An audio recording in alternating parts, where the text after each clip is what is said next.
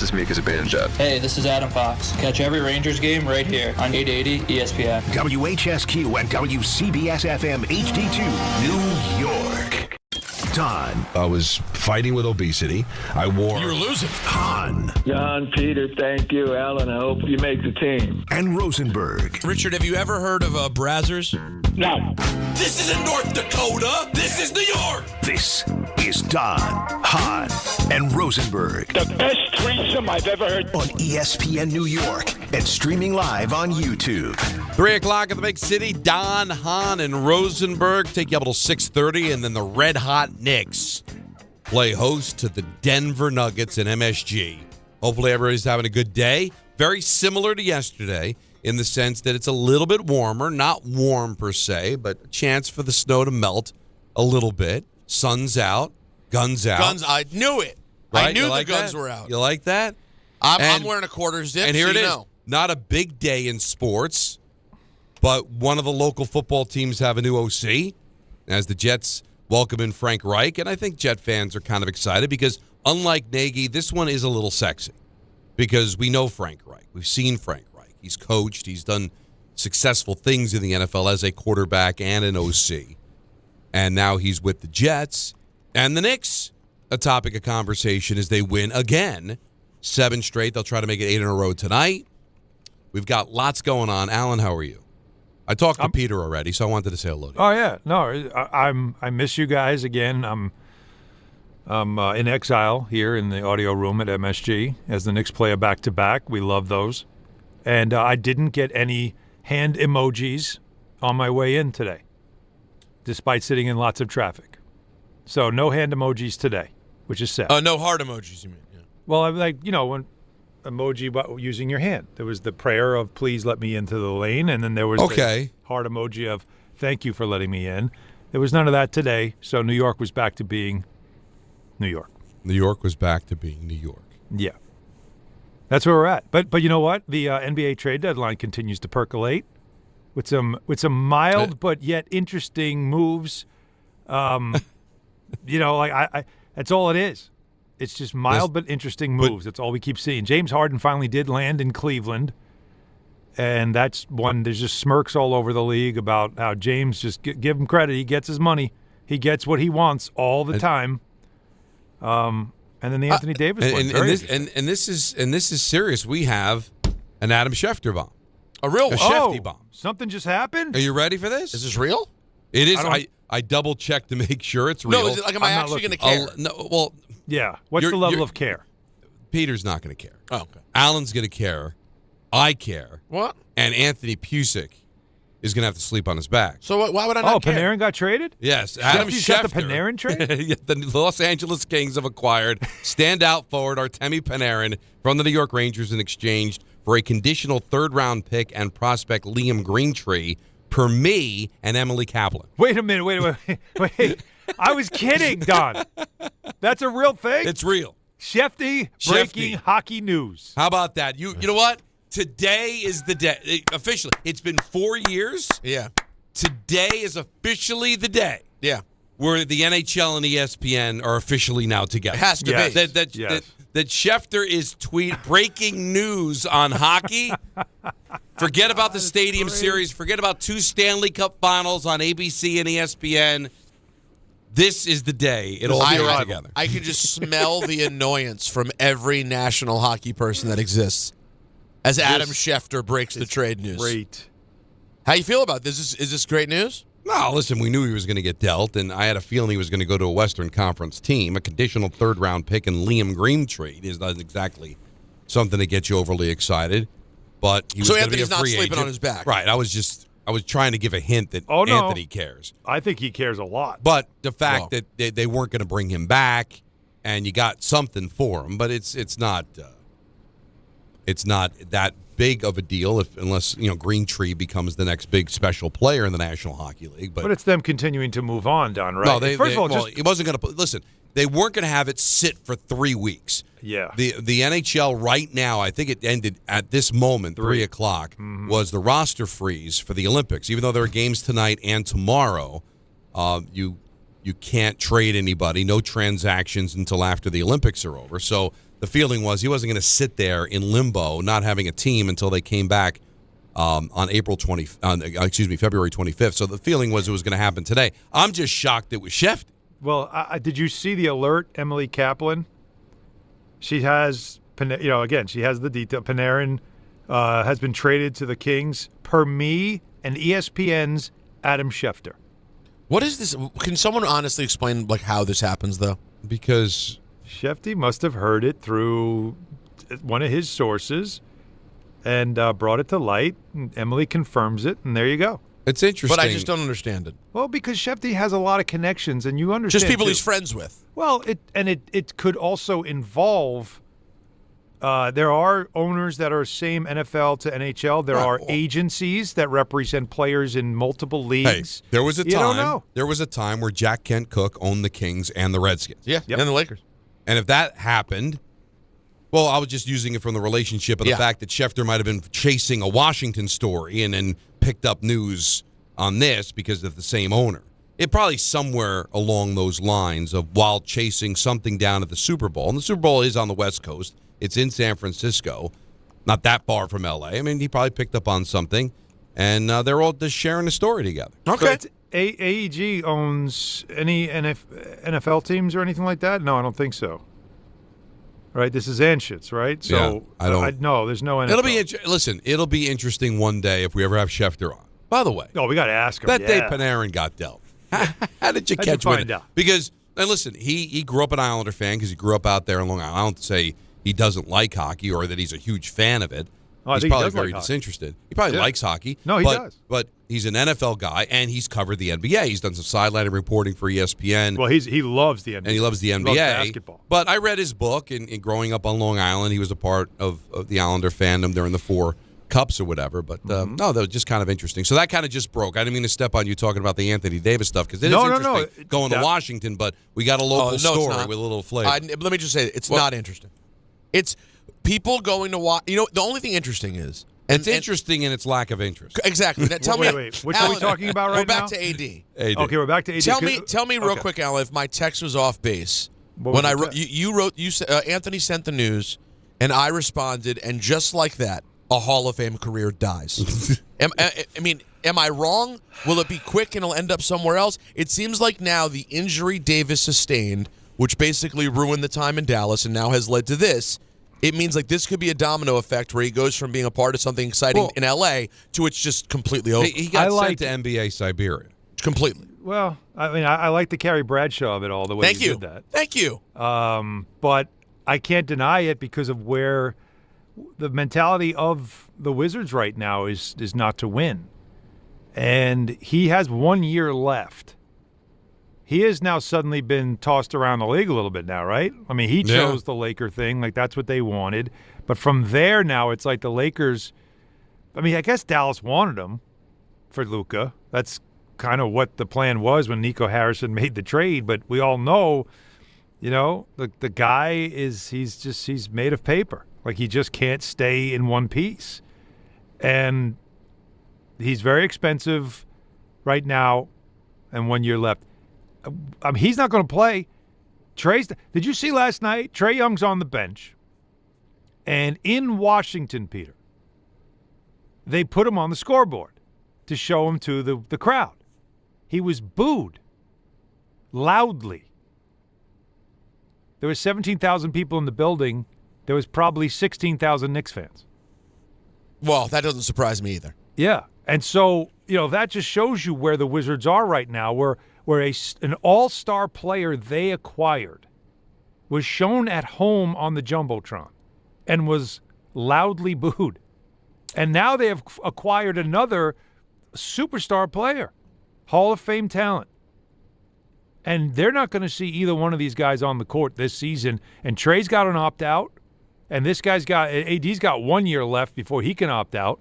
Do they extend both these guys? Do they really invest in that future with those two? So I don't know what's going on there, but you're right. It just feels like they have become the place that you send players that teams just don't really want, and they don't have anything, so they'll take them. They're desperate enough to take them. Kyle Kuzma, Trae Young. Yeah. Anthony Davis. On paper, it looks like a team that could be, decent. We just send people there and then in the case of Kuzma, maybe they go somewhere else. And maybe it gets better. Maybe it's the end. It just depends. But yeah, you don't get any sense that winning is something they're thinking about in Washington. It's sad. It makes me sad. Not this year. They don't want to because I told you about the draft pick thing. They don't want to lose that. But when lottery is pick. the year they get better? It's been. I mean, we pointed out during the meeting they won the division. Don't give it away. Okay, because I want to know if Alan would know the last but time. He heard it. I think he may have heard it. Did you hear it? I didn't know. I didn't hear it. Oh, good. What were you guys talking about? When was the last time the Wizards won a division? A division? Yes. Yeah. Division title. They've got 8 of them in franchise history. Well, they're in the same division as Miami, so it has not been recent. I'll go back. Won the division. You'll pass out. Early 90s. No, see, that's what you should think. You should be right. All right. The other option then, it would be like late 70s. No. I will say late 70s. I will say for sure. there's one. The second most recent is 1979. That was the year they went to the finals and lost second to most recent Seattle. was 79. Okay, well, what's the most? Well, here's the one that'll make you lose your mind. 2017. Oh, that makes sense. Yesterday. It was yesterday. Sure. That's when John Wall and Bradley Beal were healthy for about 5 minutes. Yeah, they had a good 5 minutes. That was their first division title since 79. Yeah, okay. And it shows you, I don't even remember it. Because we were talking about we had the conversation a few months ago, the most irrelevant franchise. The worst franchise. The Wizards would be in the conversation, but they have won a championship since 1978. That's still 9 years more recent than the Jets. True, but but here's my argument. Or 10. The Jets have relatively recent conference championship games they played in. What are you trying to suggest? That the Jets are better than the Wizards. I would take the Jets over the Wizards. You can make that case. No, I would you take the Jets. cannot make that case. I'm telling you. You can't possibly make the case. The Jets, and they're in a dogfight with the Browns. Dogfight. But the Jets, the one thing they have accomplished is being the worst franchise of the 4 major sports. No, there's not a worse franchise. Come on. Because the Wizards, the reason are worse. I would side with Allen is the Wizards have gone to 4 finals. The last one was what, 79? In 79. Yeah. That was the last one. That was the year I was born. I'm from D.C. They never went my whole life. I understand, but the Knicks, I'm but the Jets have not returned to the Super Bowl since January of 1969. But they were on the doorstep twice. The Wizards aren't even invited to the doorstep. I think the second round. When was the last time they went to the second round? I don't even remember that. Maybe, probably when they played LeBron. I was going to say against Cleveland, LeBron. That's got to be like the late 10 in the the late single the 2000s. digits. Yeah, like the 07, 08. Initial LeBron run. The initial LeBron run. Yeah, that's Gilbert and all them. Yeah, that's probably Arenas and Crittenton and yeah, that whole and them boys. And them boys. As Stephen A would say. Yeah, I'm going to go with that. And that would be to the second round. Yeah, I think that's probably the last 2016 they made the second round? They're celebrating the the same 10-year year they won the anniversary. division is the same year that they went to the second round. Oh, it was 2016-17. Who'd they beat in the first round? Do you see who they won? Give me 1 second. So it was the same year. It is an though. interesting conversation. They're really bad. But let's talk about operation. Because you can look at the fact they didn't get to a finals. As we know, and I'm not saying they're a good franchise. For bad franchises, it's very hard to do, right? But a couple of things that they've done right. Number one, moving back downtown. That was smart. Putting that building there, all that stuff. But I'm saying it's or all 98. But isn't it all inclusive? 2000. Are we just talking about recently? Because if recently I won the battle. They haven't made the playoffs. The Jets haven't made the playoffs in 15 years.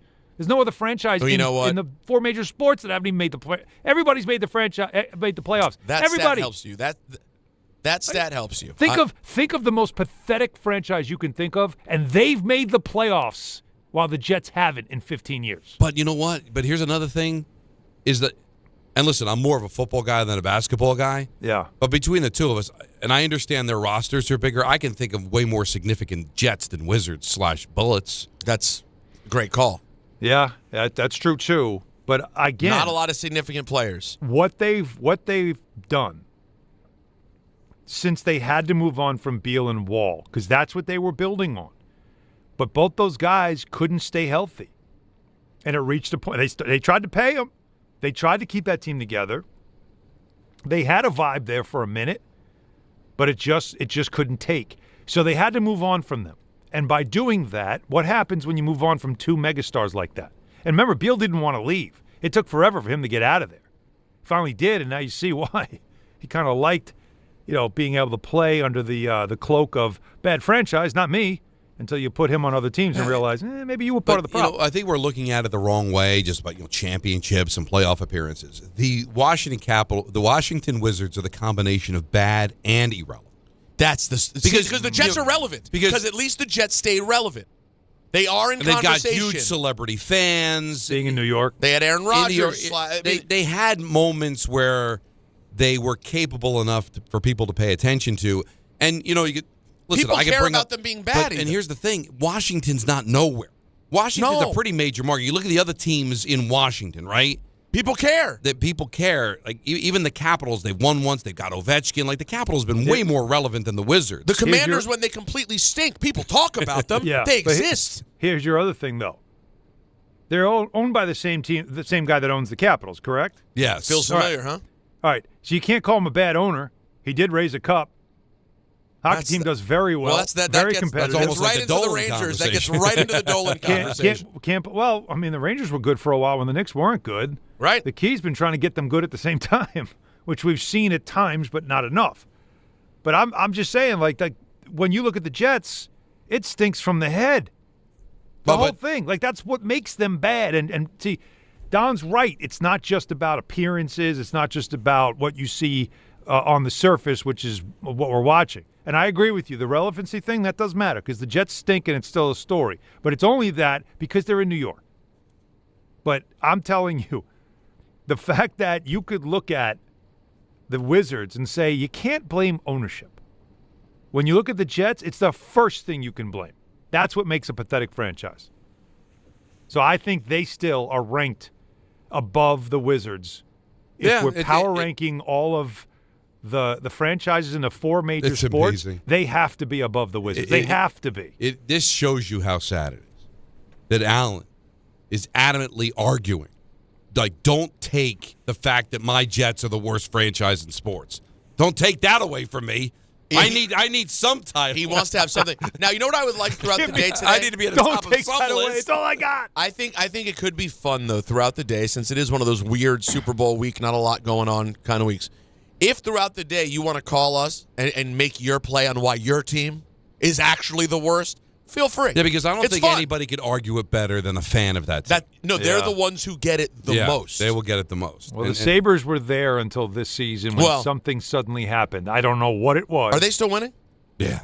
They didn't lose yet? No, well, they've lost, but I mean they're still hot. They're playing exceptionally well. Fired a general manager. Kekalainen didn't do anything.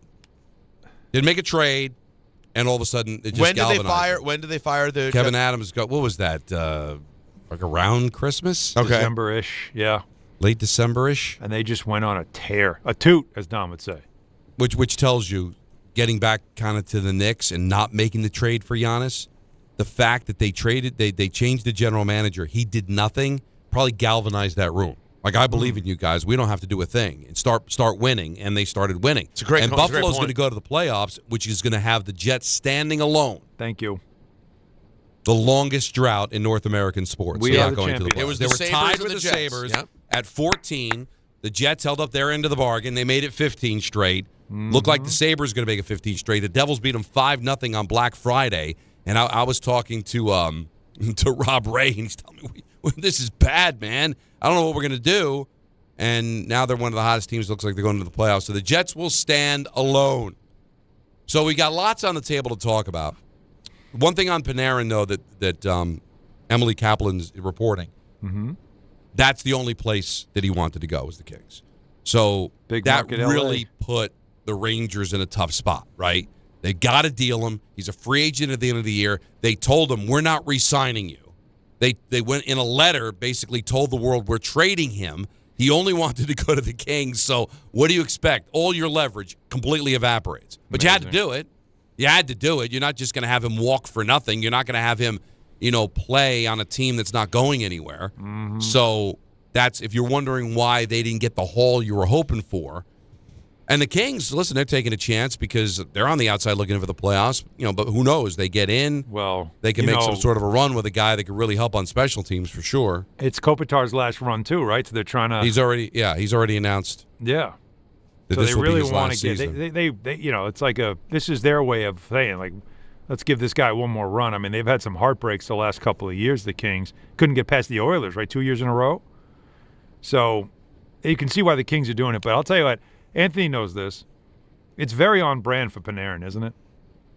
He was about to sign with the Islanders and really preferred to be on the Rangers stage. The Rangers were not in the business at that point of signing a guy like him, but somehow, some way, they figured it out and they brought him in, and that's what he wanted. He wanted Broadway. He didn't want off-Broadway.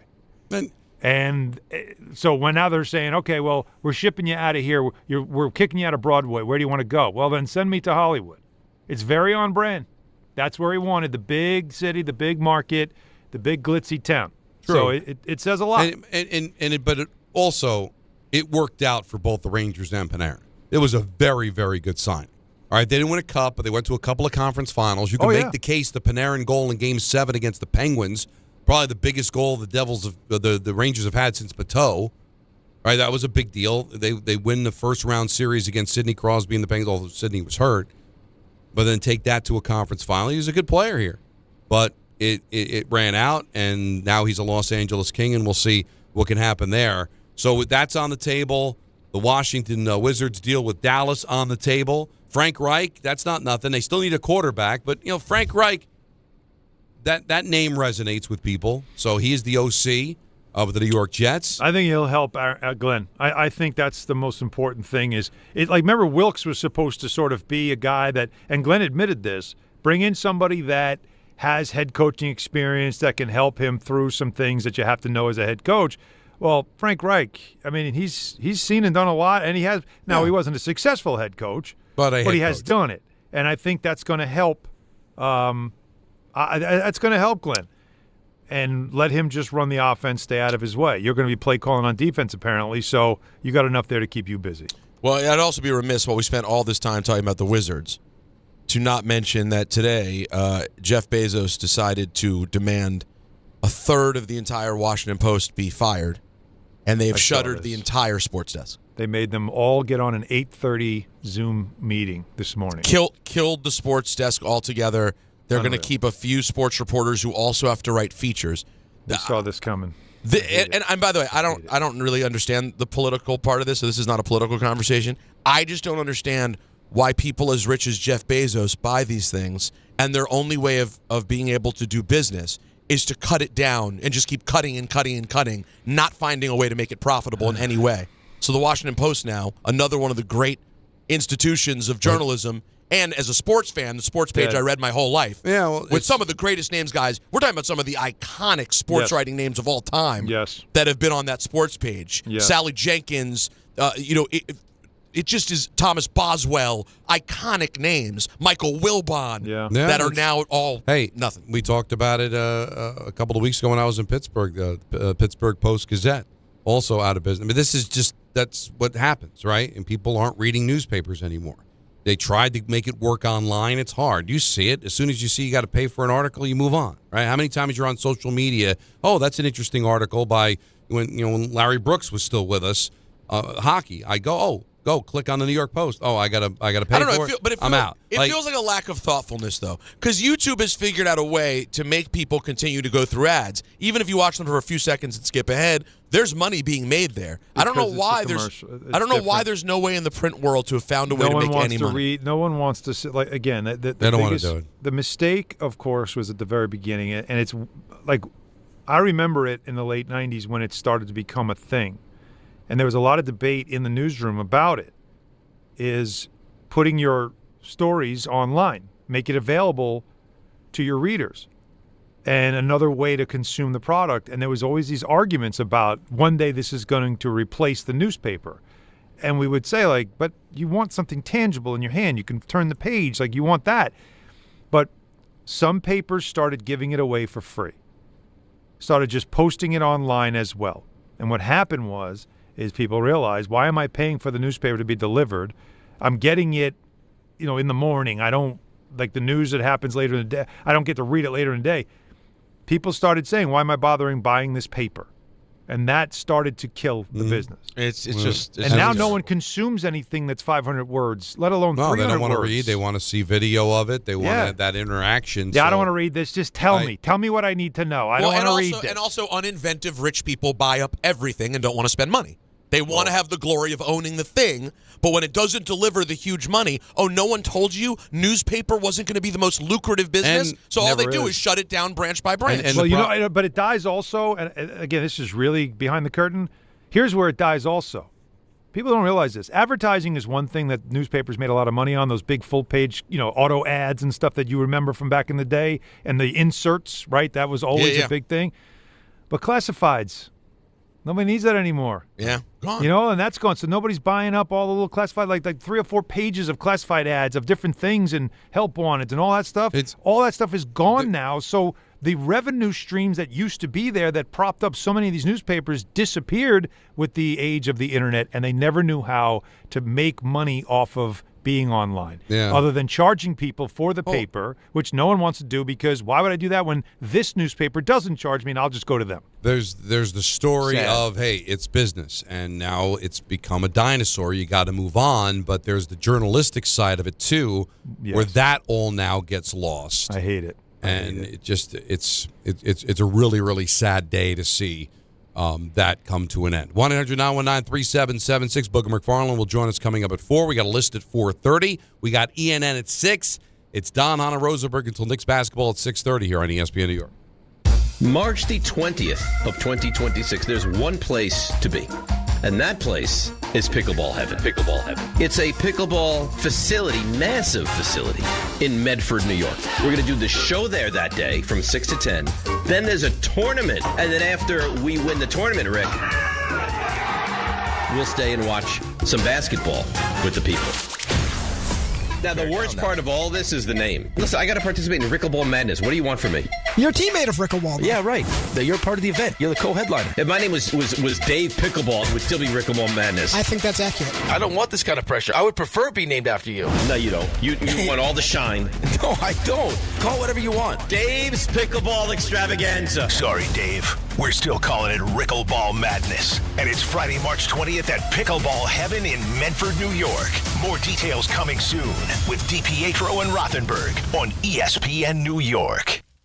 DraftKings Sportsbook, the #1 sportsbook for live betting, is making every moment of Super Bowl 60 count with DraftKings Live Millions, featuring over $5 million in prizes. Here's how it works. Open the DraftKings Sportsbook app, opt in, and get your promo token. Place a live bet of $1 or more on the Super Bowl, and you're in. And every live bet means another shot to win. Download the DraftKings Sportsbook app and use code WHSQ. That's code WHSQ. Bet live for your share of $5 million in prizes with code WHSQ. In partnership with DraftKings. The crown is yours. Gambling problem? Call 877-8-HOPE-NY or text HOPE-NY and 467-369. 21 and over. New York only. Eligibility and restrictions apply. No purchase necessary. Opt-in required. Minimum odds minus 500. Prizes either bonus bets or single use 20% profit boost. Max bet $20 that expire in 30 days. See official rules at sportsbook.draftkings.com/promos for entry period and free method of entry. Sponsored by Crown Gaming Inc.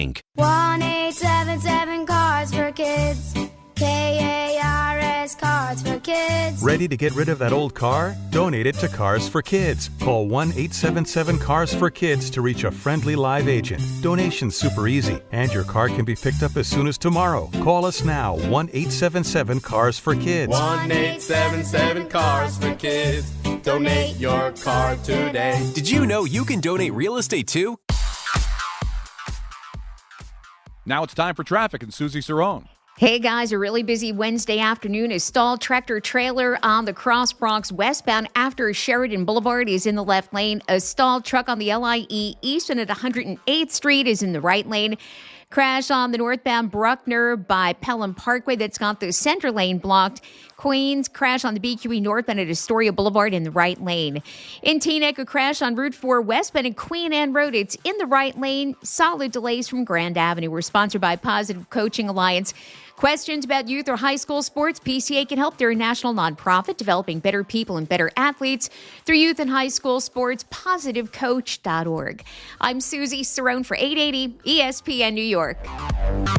Knicks fans, it's time for basketball. The action starts tonight at Pig Beach with Team ESPN New York and Ultra. Whether you need a pregame spot or you're looking for the right Knicks bar to watch the game versus the Nuggets, Pig Beach is your destination. The party tips off at 7 p.m. Team ESPN will be giving away plenty of ESPN, Ultra, and Knicks prizes. Join fellow Knicks fans tonight at 3537 36th Street, ground floor in Astoria. Cheer on your Knicks, enjoy Ultra draft and bottle specials and cool prizes all game long at Pig Beach in Astoria.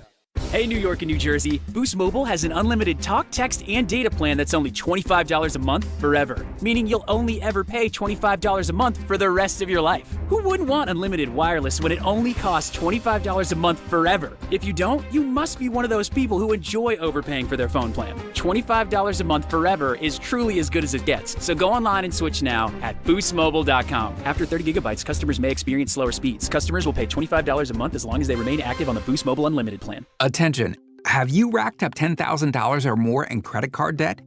Are you barely getting by making minimum payments? With credit card debt reaching all-time highs, National Debt Relief is notifying consumers about significant debt relief options currently being made available to help those with overwhelming credit card debt. These options may reduce a large portion of credit card debt for those who qualify. You don't need to declare bankruptcy or take out a consolidation loan, and you may only have to pay back a fraction of what you owe, even if you have bad credit. National Debt Relief has already reduced the credit card debt for more than 550,000 consumers, so don't wait. If you owe $10,000, $20,000, or even $100,000 in credit card debt, you can now take advantage of this financial debt relief as the cost of living continues to skyrocket. To check what debt reduction you may qualify for, call 800-783-8822. That's 800-783-8822. Again, that's 800-783-8822.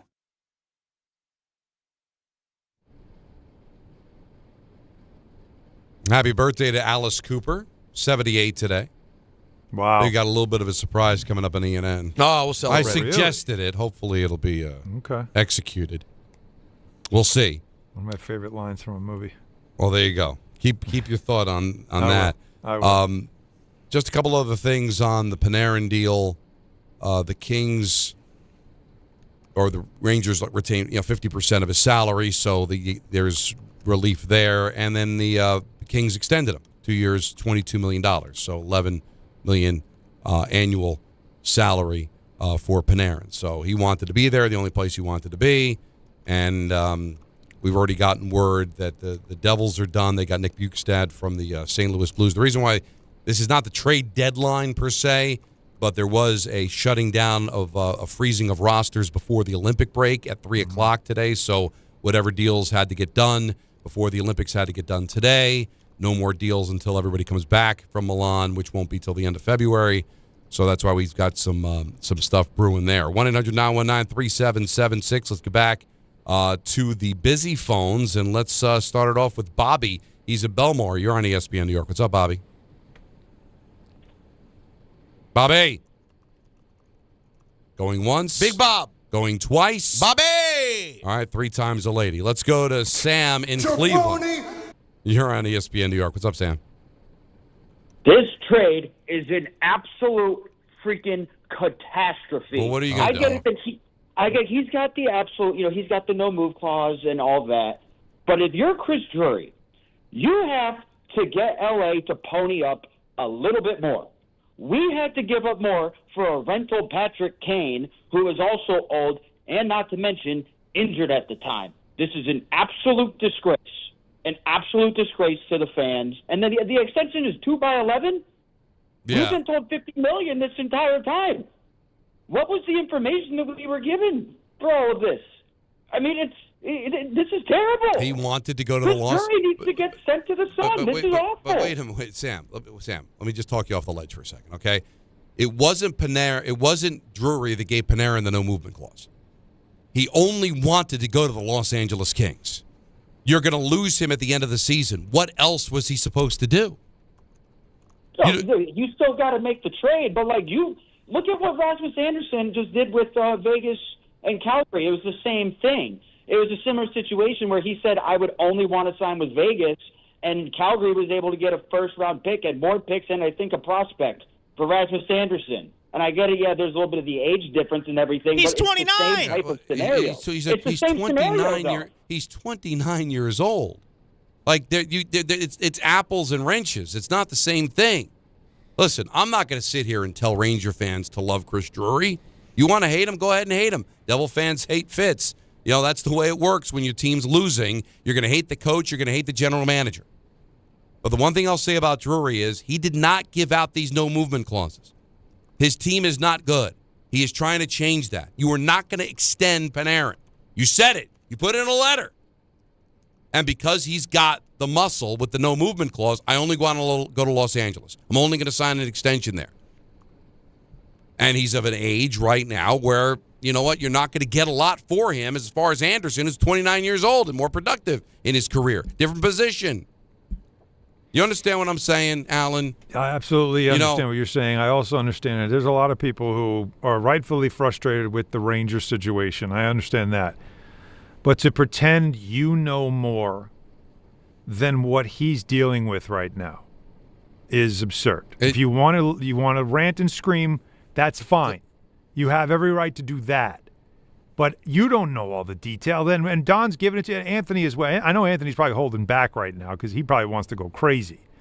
But there are a lot of details and a lot of facts that you can't overlook because your emotions are getting in the way. I totally understand why people are frustrated with Chris Drury. I get it. But to think that you could have done better.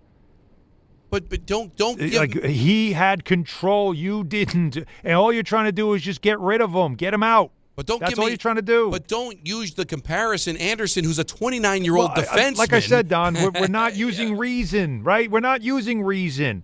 We're just using anger and frustration and just coming up with reasons to want to say what they want right now. This is now going to be the torches and pitchforks for Chris Drury. This is what you know is it's been going on for a year already. And this is not going to stop now until if he's still going to be the general manager here, he's got to figure out a way to rebuild the team where it starts to show, okay, now his work starts to show. But right now, the teardown, it's the hardest part. It's ugly. We should have gotten more. Really? Well, what were you going to get more? Liam Greentree is 20 years old. Right so now, you have no idea what he is. He's playing in the OHL for the Windsor Spitfires, which is a good organization. In 34 games, he's got 23 goals, 22 assists for 45 points. And he plays with an edge. He's got 46 penalty minutes. He's a plus 11. He's an age-out junior, so he's an older player playing against a lot of younger guys. He's 20, playing in juniors. So he's an older guy, age-out junior. So this is it for him. And after this season, he's got to figure it out, whether he's in the AHL or whether he's with the Rangers. So you got a prospect, you got a pick. All right, but what were you going to say to the Kings? I want more, and the Kings go, no, you're not getting more. Yeah, exactly. Plus, and then, by the way, it's 5 minutes to 3, so what are we doing? There you go, Don. Don, you make sense. But I'm not trying to belittle a fan who's mad. No, I get it. You have every right to be mad. I get it. You should be red hot. I'm going through it with the Devil fans, too. Yes. They lost again last night, got shut out. Looks like their season's lost. You know, they're chanting fire Fitz in the building. I mean, people are red hot. Yep. I'm never going to be upset with them being mad. They pay the money for the tickets. They love the team. They're passionate about the team. But you shouldn't suspend logic and reality when you're ripping into these guys. Well, no. Again, that's why we're here. Right. Like the easy thing is for us to do the whole clown show thing of screaming and yelling and this guy should be fired, that guy should be fired, he's out, you could have done this, you could have done that, and have the fans all just nodding going, Don's right, they could have gotten way more. Like that. All you're doing is you're spoon feeding fans emotion, but you're not helping them. No, every trade. So you is want about that? leverage. That's not what you're going to get here. You're going to get logic and reason. Right. We're going to explain it to you because we know how this works. Hey, I can call the Dallas Stars. I can call the Colorado Avalanche. I can call the Anaheim Ducks. No, I can't because the guy with the no movement clause only wants to go to L.A. Exactly. Yeah, he had you in a barrel. But be mindful because everyone with a brain knows that's what it is, and it doesn't make it less annoying. Right? Oh, I agree. Right. It doesn't okay, well then maybe you shouldn't have had that clause in the first place. But and Drury now that you have the clause, you got to find a way to get it done. Now, but Drury wasn't the one to give it to him.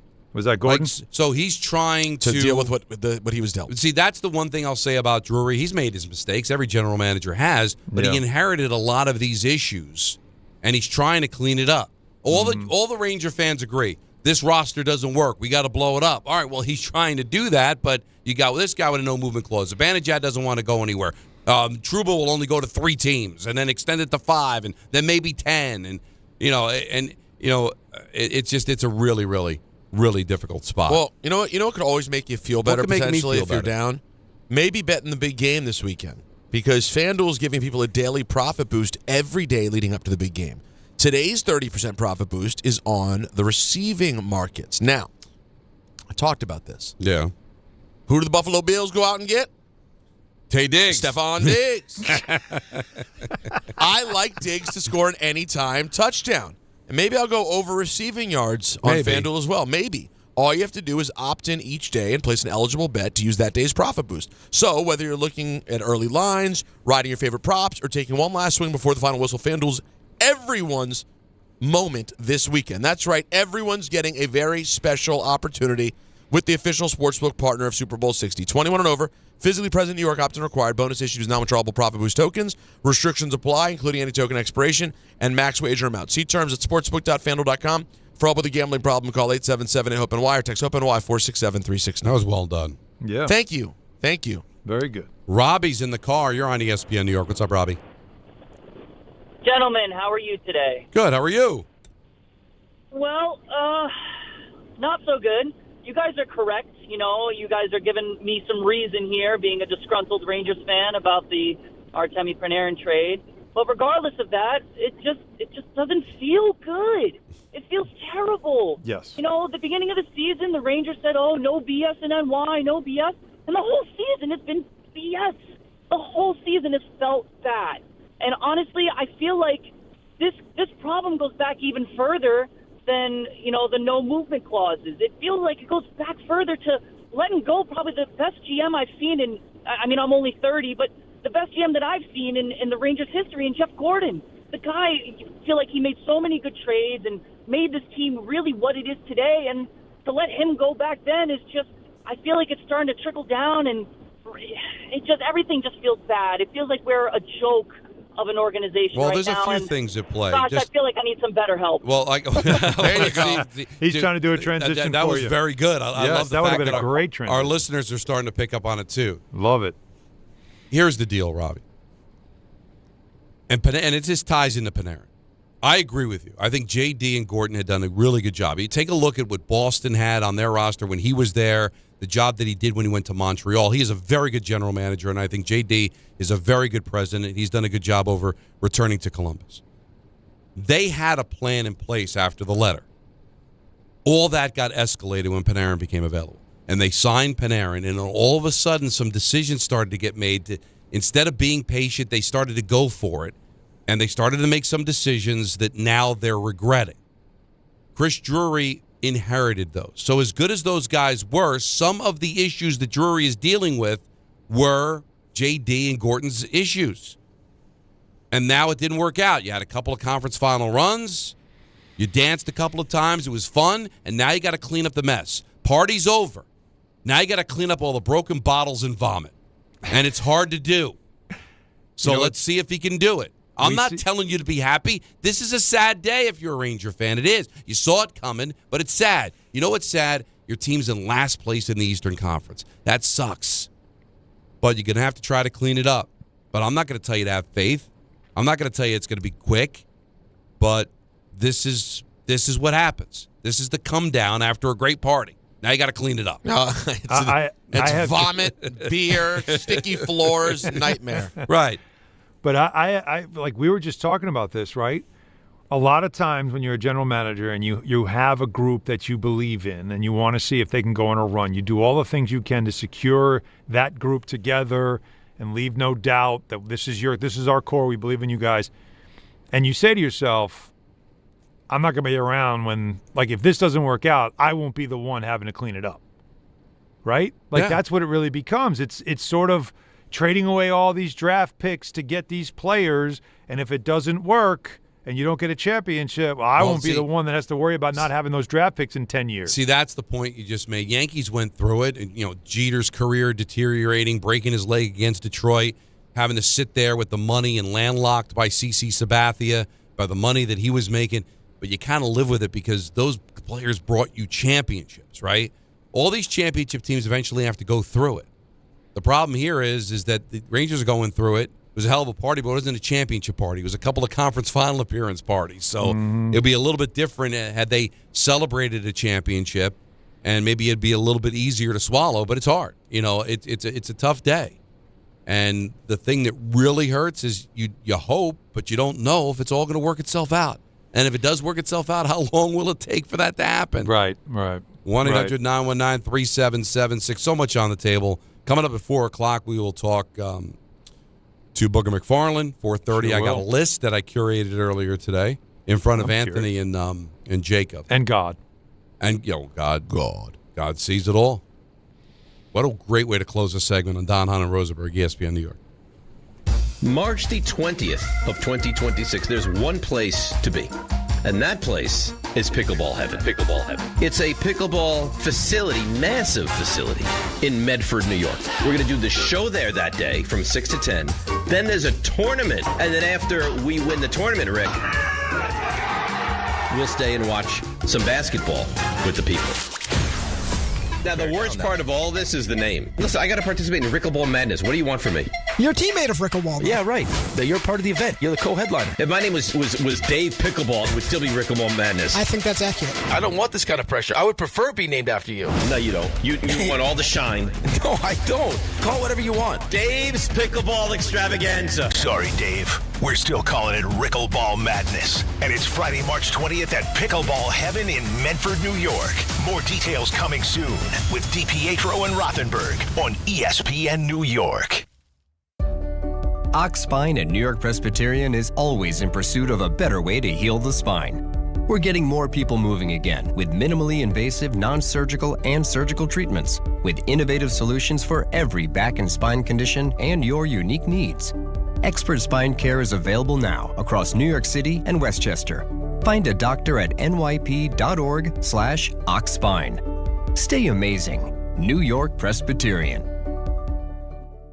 Knicks fans, it's time for basketball. The action starts tonight at Pig Beach with Team ESPN New York and Ultra. Whether you need a pregame spot or you're looking for the right Knicks bar to watch the game versus the Nuggets, Pig Beach is your destination. The party tips off at 7 p.m. Team ESPN will be giving away plenty of ESPN, Ultra, and Knicks prizes. Join fellow Knicks fans tonight at 3537 36th Street, ground floor in Astoria. Cheer on your Knicks, enjoy Ultra draft and bottle specials, and cool prizes all game long at Pig Beach in Astoria. Do you owe $10,000 or more in credit card debt or personal loans? With credit card debt at all-time highs, Debt Relief Advocates is urgently notifying consumers of debt relief now being made available, designed to aid consumers with out-of-control credit card debt. Those who qualify and enroll for this relief program will only have to pay back a fraction of what they owe. This is not bankruptcy or a debt consolidation loan. This is a relief program that credit card companies would rather you not know about, as it ends your debt nightmare and saves you lots of money. Consumers owing at least $10,000 in credit card debt or personal loans can now take advantage of this debt relief as the cost of living skyrockets. Debt Relief Advocates has established a relief hotline for you to call to learn what debt reduction you may qualify for, so don't wait. For this free information, call the Relief Hotline at 800-606-8737. 800-606-8737. 800-606-8737. My name is Whitney Allen, and I'm a widow. My husband, Ryan, died. We never thought we'd ever have to use life insurance, but the unexpected happened. With Ethos, signing up was fast and 100% online. You can get a quote in seconds, apply in minutes, and get same-day coverage. No medical exams, and you can get up to $3 million worth of coverage. I'm grateful we were prepared. Get your free quote at ethos.com/game. That's ethos.com/game. Paid spokesperson. Time spent on application may vary. Online health questions required. Okay, I have to tell you, I was just looking on eBay where I go for all kinds of things I love, and there it was. That hologram trading card. One of the rarest, the last one I needed for my set. Shiny like the designer handbag of my dreams. One of a kind. eBay had it, and now everyone's asking, ooh, where'd you get your windshield wipers? eBay has all the parts that fit my car. No more annoying, just beautiful. Millions of finds, each with a story. eBay. Things people love. In the city that never sleeps and never stops talking sports, ESPN New York is always on. Now you can live and breathe everything New York sports wherever you are. On your radio dial, on the ESPN New York app, and streaming live on YouTube. However you watch or listen, ESPN New York is always on for you. Hear us, stream us, watch us. This is ESPN New York.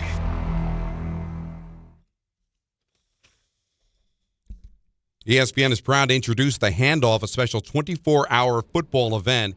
We take you direct from Super Bowl 60 in Santa Clara to SoFi Stadium in Los Angeles, the home of Super Bowl 61, coming to ESPN, ABC, and the Walt Disney Company on February 2027. The Handoff kicks off with SportsCenter and SVP on February 8th. And I can tell you that Super Bowl 61 is going to be on Valentine's Day. How about that? That's interesting.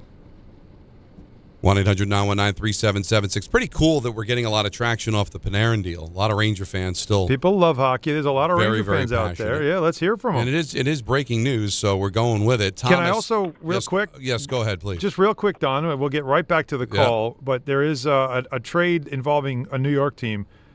The Nets have acquired – this is interesting what they did. They're in a 3-team deal, according to Shams. And the Nets – the Raptors and the Clippers are doing something here. Okay. The Raptors are acquiring Chris Paul. They're not going to play him. They're acquiring his rights, basically. But the Raptors have moved. They've moved on from Ochai Agbaji, who was he was a really good college player, and he was I believe a first round. Yeah, he's a lottery pick, and they're not using. So the Nets acquired him. It's another 6'5" wing for them. They've got 1 million of these young wings. The Nets have. But they have him. I like him. He's a good player. But the Nets took him, and the Raptors are kind of just trying to clear out some space on their roster. So all these moves we're seeing are not about, hey, we made a move to make us better. It always seems to be moves about getting rid of people and moving people. Right. And the Clippers just basically got rid of Chris Paul and James Harden. So... Yeah, it's and more of these because we are now less than 24 hours away from the NBA's trade deadline, and there'll be a major focus on does Giannis get moved as the Knicks continue to win 7 in a row. Not a big deal beating the Wizards; they're supposed to do that, but you know what? 132 points is not nothing. Yeah, and now we'll see what they do tonight because the Joker's in second of back-to-backs with travel. Not a lot of travel, but travel. So we'll see if that comes to an end tonight. But even if it does, I don't think you should feel any worse about this Knicks team, and especially if Giannis is not moved. So tomorrow, 3 o'clock, and maybe a little bit behind, a little bit after, beyond, I should say, we'll see if Giannis doesn't get dealt. And if he doesn't get dealt, then I think Knicks fans could be cool with that. He didn't end up anywhere. You can wait till the offseason, and now the players all have clear heads. That's what it's feeling like, right? It does feel like, especially with some of the major moves we've seen today, it feels like you're out of the woods, but I guess until you get significantly past 3 tomorrow. Right. It just feels like teams are preparing for the summer now with clearing off some space and getting under the getting away from the apron. There's a lot of strategic moves. These are chess piece moves right now. Right. This doesn't feel like setting up for the mega move, but Minnesota's laying in the weeds. Minnesota already did that, so. And I'm watching what they're going to do here. And I think you'll feel better if we get a Shams report tomorrow that the Timberwolves are done. Right. No moves, and then you'll probably breathe a sigh of relief if you're a Knicks fan. Let's go to Thomas in New Jersey. You're on ESPN New York. Hi, Tom. Hey, Don. This is one of those that kind of feels like a kick in the teeth with the way the Panarin saga ended. I mean, we all saw the writing on the wall, read through the tea leaves with the letter 2.0. But the fact that Chris Drury continues to get played like a fiddle with trades, and you can argue, he only wanted to go to L.A. He only wanted L.A. The best you could get is Liam Greentree, who's not really going to light the world up based off his OHL. I'm sure he's 23 goals, 22 assists in 34 games. That's what, about a point and a half. But Thomas, I'll ask again, what could Drury do if he only wanted to go L.A.? Instantaneously, he signed a contract extension there. He only wanted to go to the Kings. Well, I don't know what you were looking for. What were you looking for? What were they going to give you?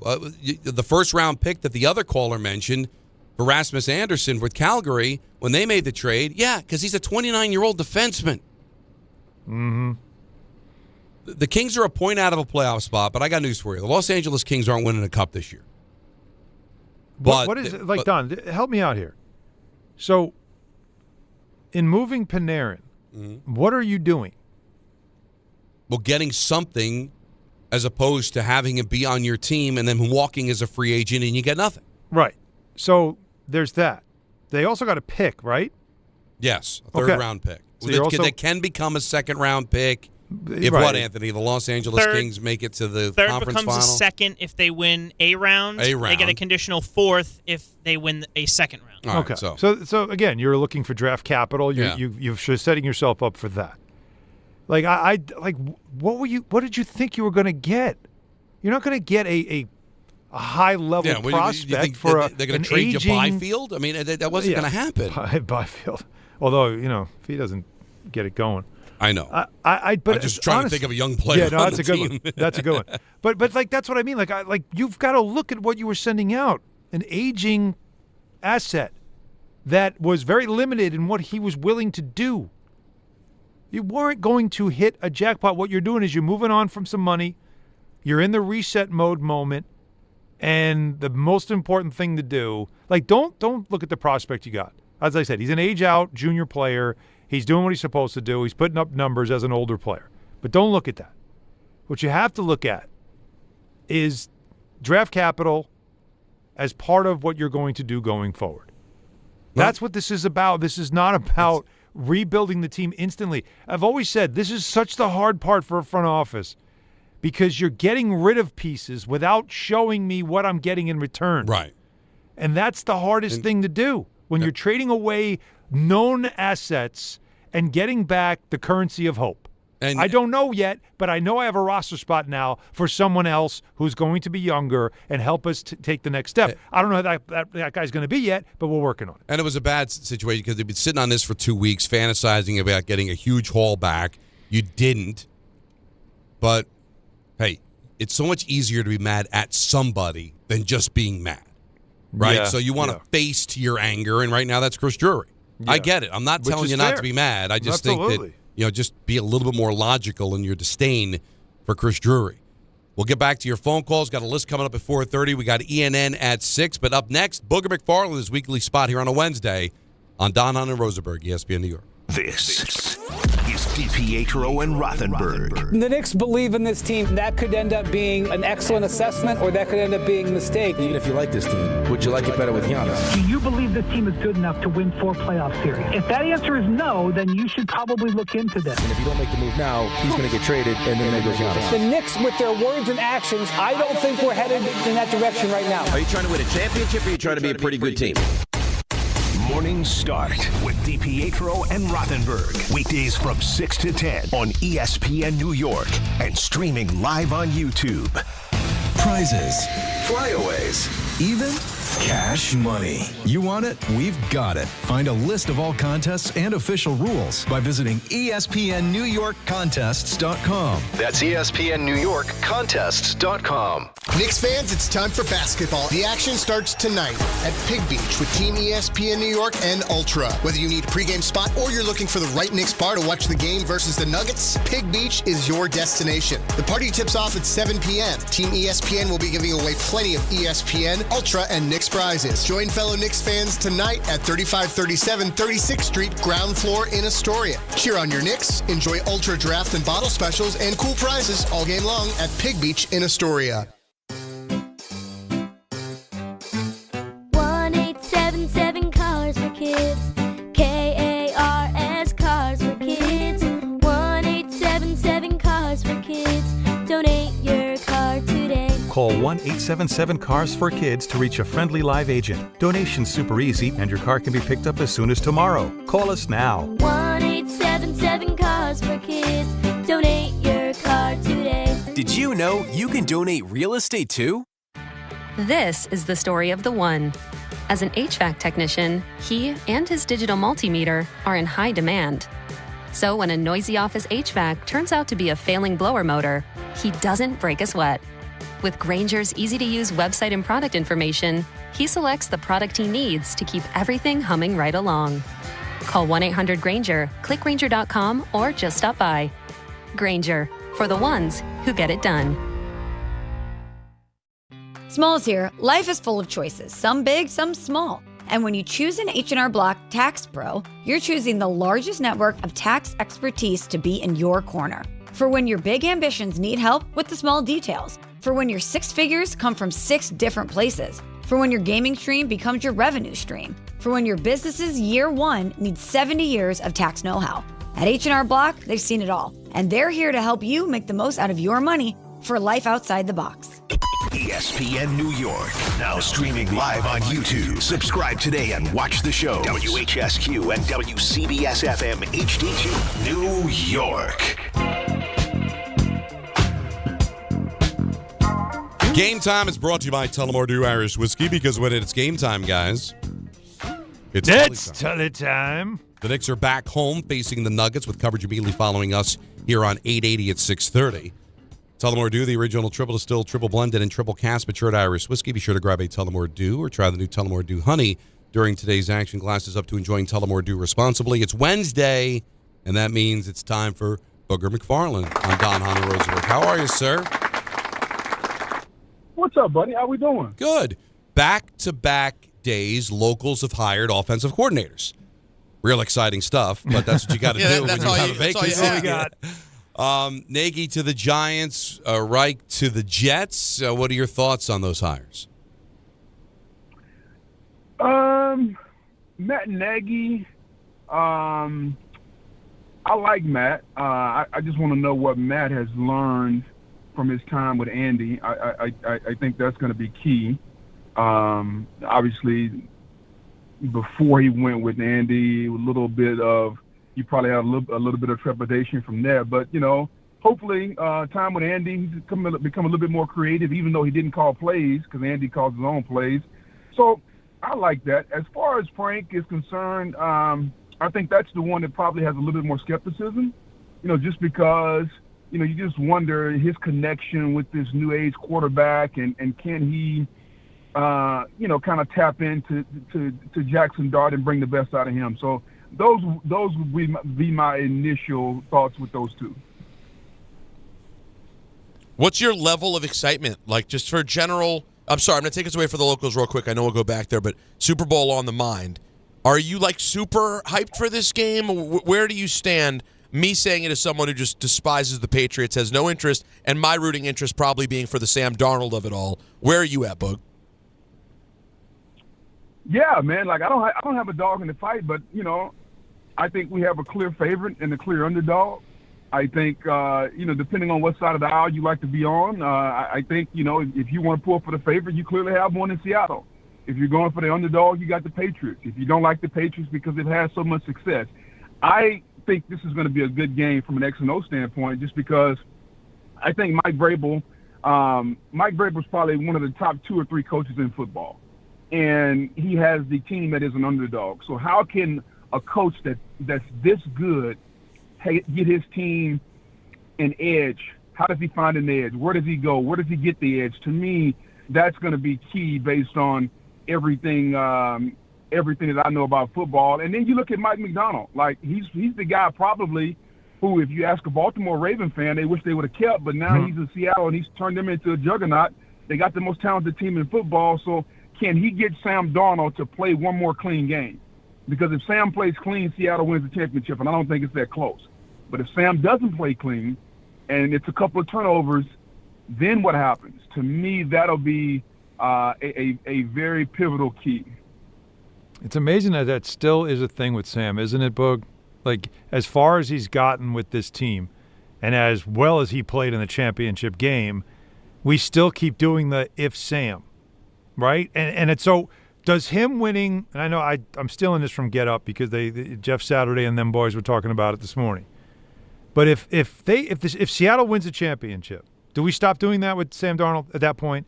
Is he in the elite quarterback thing, or is he more like the Eli who, when they got to the championship, yeah, he won, but can you really put him in the group of the best quarterbacks in the game?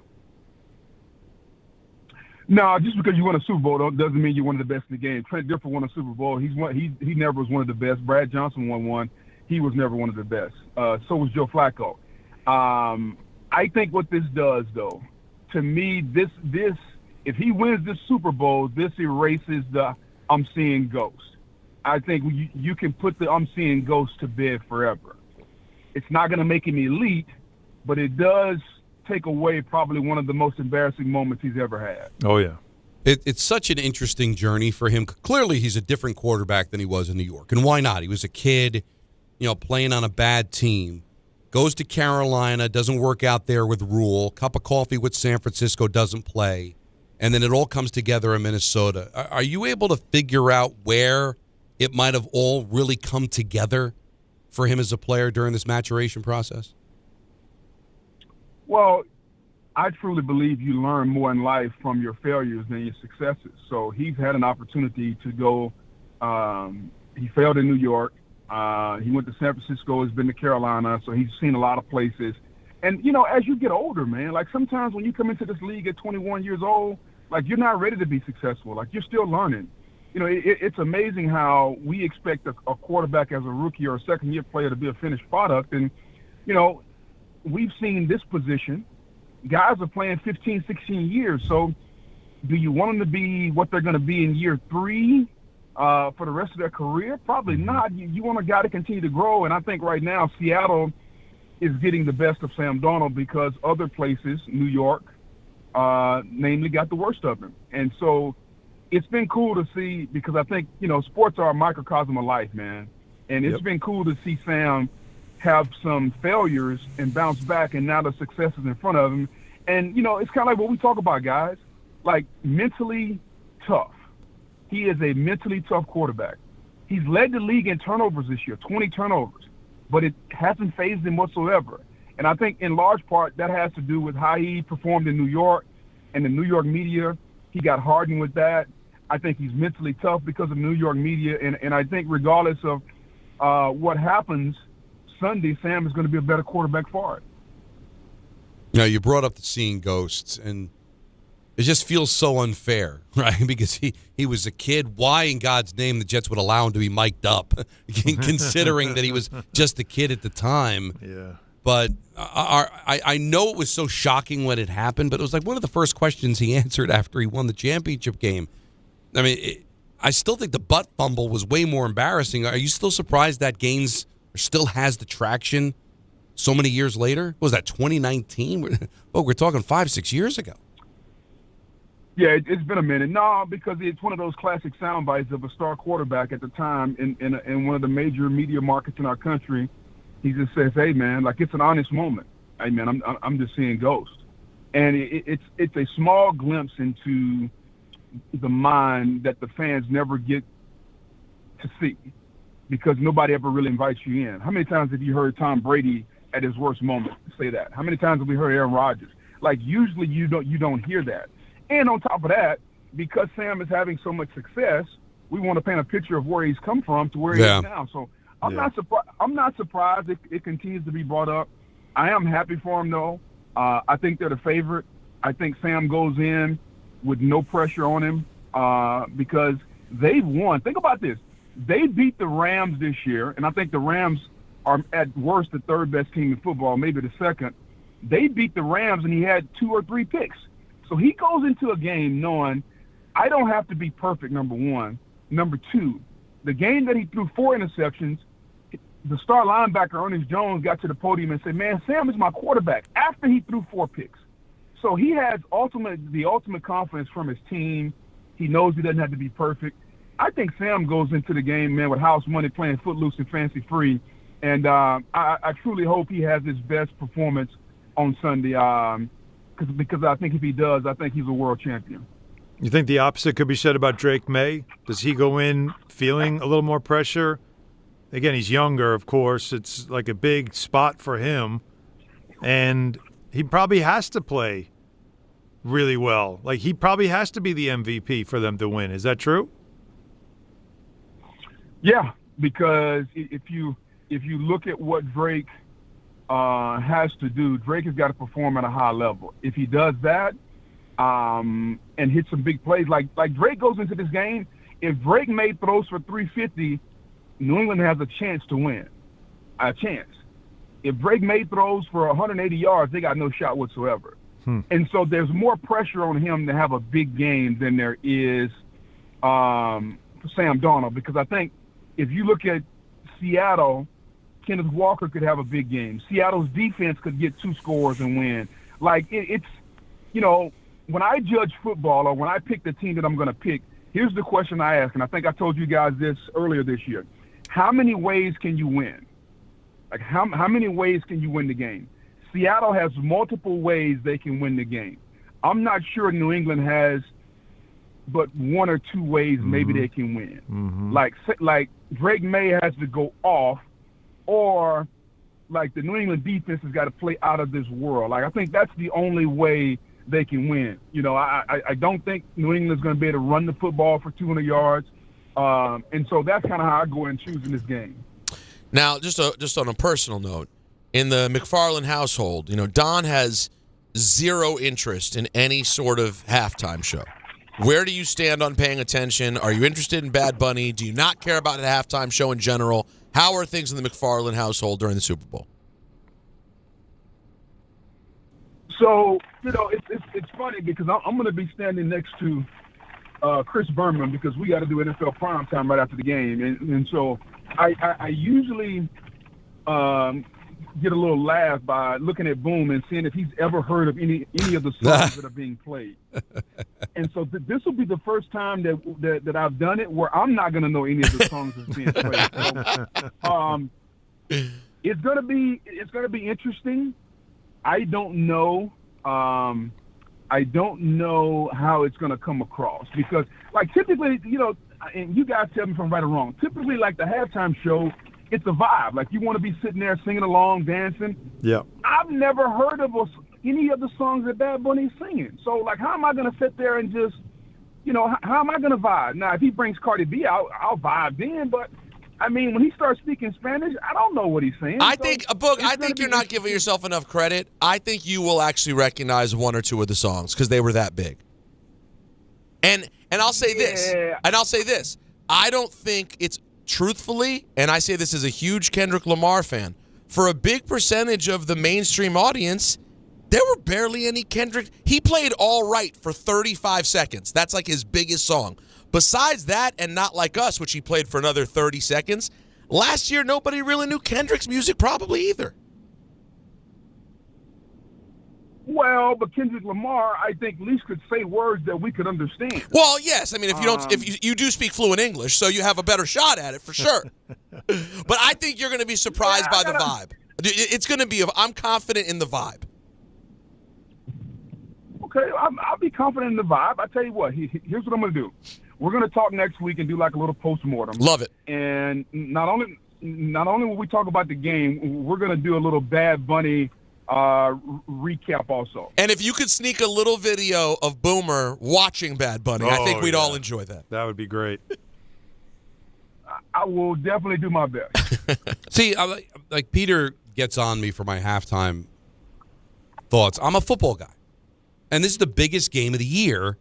And we've extended halftime for 30 minutes, which can really disrupt, you know, the momentum from the first half and all that. And I enjoy football, so halftime can be, get some wings, talk about the first half with people. Is that so wrong? I don't think it's wrong. It's just who you are. I don't blame you. Wait a minute. Halftime is 30 minutes? Yeah. Super Bowl? Yeah, it's around 30. Because they do the quick chat. Commercial performance, which I think is like 15. Yeah, it ends up being around 30. Yeah, and they got to remove that stage from the field and everything. All the paid fans pretending they're into the music. See, Booger, I remember Up With People back in the 80s, you know, and I didn't watch it, but it's the same thing, you know, like whatever. Or the first Super Bowl with that guy flying in the air, which still frustrates me. That was 1967, and we still haven't figured out a way that could be our main form of transportation. Those are the kinds of things I'd rather see. Well, hopefully Bad Bunny overperforms, because right now I think most of America would rather have Chris Brown or, U2 or Maroon 5 or anybody. I'm just not. I think most of America, if you were to poll America, most people would be more concerned about Bad Bunny than they would be about the VP. About Bad Bunny than what? More people will be concerned about Bad Bunny than the performance of either team. That's interesting. Well, it is one of those Super Bowls, right? Where, like, if you don't like the Patriots, you hate the Patriots. Right. And the Seahawks aren't a huge national team, right? You're either Mina Kimes and this is your team, or Macklemore, and this is your team, or you don't give a rat's ass about the Seahawks. So, yeah, you know what? It's not a bad take, Booger, that a lot of people will have a strong opinion on halftime. Thank you for the time always, buddy.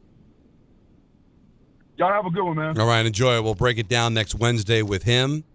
Yeah, I think you unfairly paint me as the old man, not into the modern music. I enjoy football. That's a separate conversation. I enjoy football. Dave was on your side today, Don. What's that? Dave was, as you know, was on your side. Well, of course, because we're both football guys. But by the way, do you really want to be on Dave's side with anything? For football, yes. No, not necessarily. No.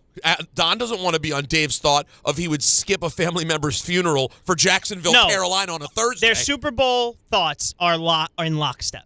All they care about is the game.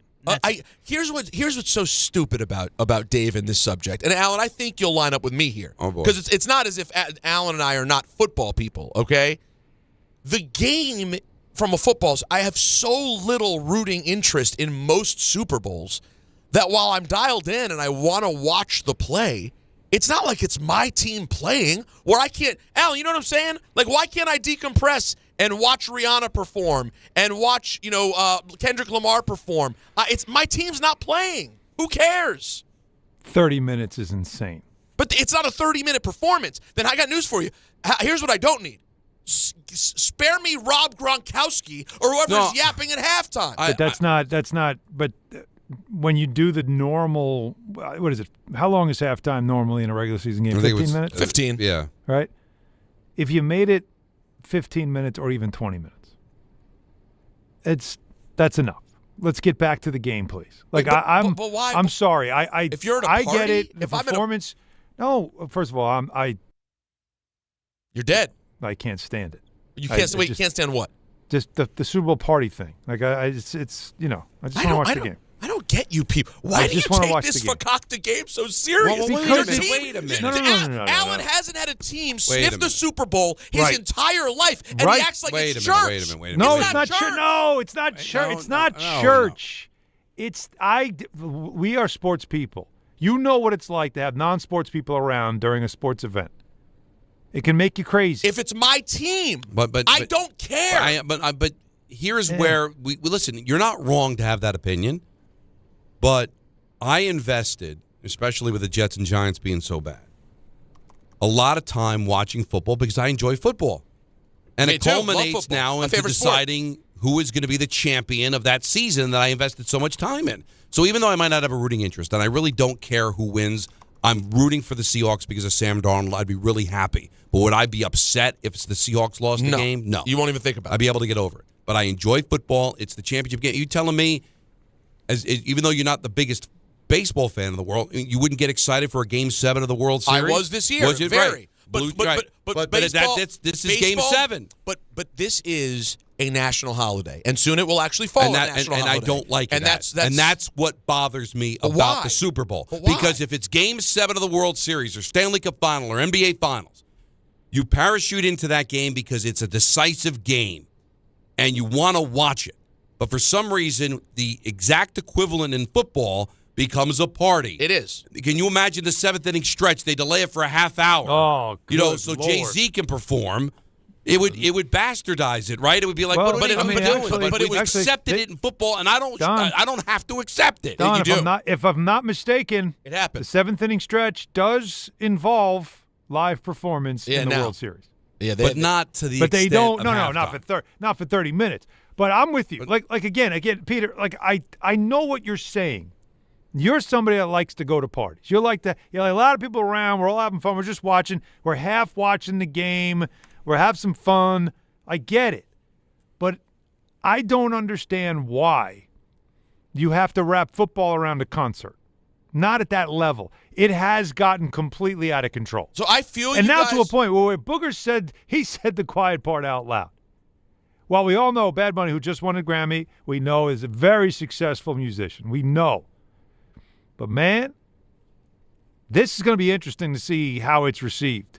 But it's the same thing. The reason this is stupid is that it's the what same Booger said thing as Kendrick. Is it's what a lot just of people English are saying. and Spanish. Don would have the exact same lack of interest in Kendrick as he does Bad Bunny. Except Bad Bunny may actually make you, move your shoulders a little bit. All I'm saying is in every other aspect of sports, if we're lucky enough to have USA versus Canada in a gold medal game in the Olympics, or we get a Game 7 in the NBA Finals or Stanley Cup Final, or get the Blue Jays and Dodgers again in the World Series. It's all about sports. But this is already over. It happened already. I don't disagree with you, Don, but it's over. Which is the biggest thing in the world, is everything but football. But it's right. I'm with you guys in that part. If I could choose between it maybe being full-on yo-yo or being a regular game, I would choose the regular game. I don't enjoy it from a football standpoint as much. But we've lost the battle. We have. This is what it is. But so now still, I but might that as well doesn't enjoy change it. but that doesn't change whether you like it or not. No, but I just stop fighting it. I just go to the party and have a good time. Nobody's picketing. We're not fighting it. Well, we all do that. You asked the question. And Booger gave you the answer, just like Don gives you his answer. The fact that you don't understand, and then you thought I'd be on your side, and I'm telling you I'm not, because what Don's saying is true. Game 7s, Super Bowl, NCAA championship. You got to understand, these are not just a sporting event. This is history. They're all, every one of them. No. You can't laugh at that. I do. It is. My team's not playing. They can cancel the game. Don't have the game. Peter, I wouldn't care. What I business swear are we to in? you, I would not care. What business are we in? We're in sports, and we covered all the way up till now, and now the Super Bowl is yo-yo bum chuck. That's what it is. And I don't have to like it. History. It you don't matters. have to like it, Don, but it's what it is. These games matter. You wouldn't. They matter. But you have to pay here's attention. the You've got thing. to remember moments. It does matter. I don't. We're gonna remember the moments. I can handle eating wings and talking to a woman at halftime, seeing Bad Bunny sing a song, and remember the catches in the second half. Yeah. I can even chew bubble gum while I do it. It is odd that the most popular sport in the world, that basically play the game 3 o'clock in the morning on Mars and get a major rating, have to do all of this yo-yo stuff. But that's what they do. Do they have to pay Tom Brady $30 million a year? We don't get it, but it's what they do. And I don't have to like it. You don't have to like it. I've already tapped out. I mean, if I get invited to a party, I'll go. But I'm just saying, it's so odd that if Game 7 of the World Series fell on a Sunday at 6:35, nobody would think to have all this extravagant stuff. The game would speak for itself. And this is the one sport that should be able to speak for itself, because they could basically have the Titans and the Jaguars on a Thursday and pull a number bigger than Game 7 of the World Series. It's crazy, but and yet we still do this. But they're the envy of every sport for a reason. Maybe they get something the other ones don't. Or maybe they're trying too hard, bro.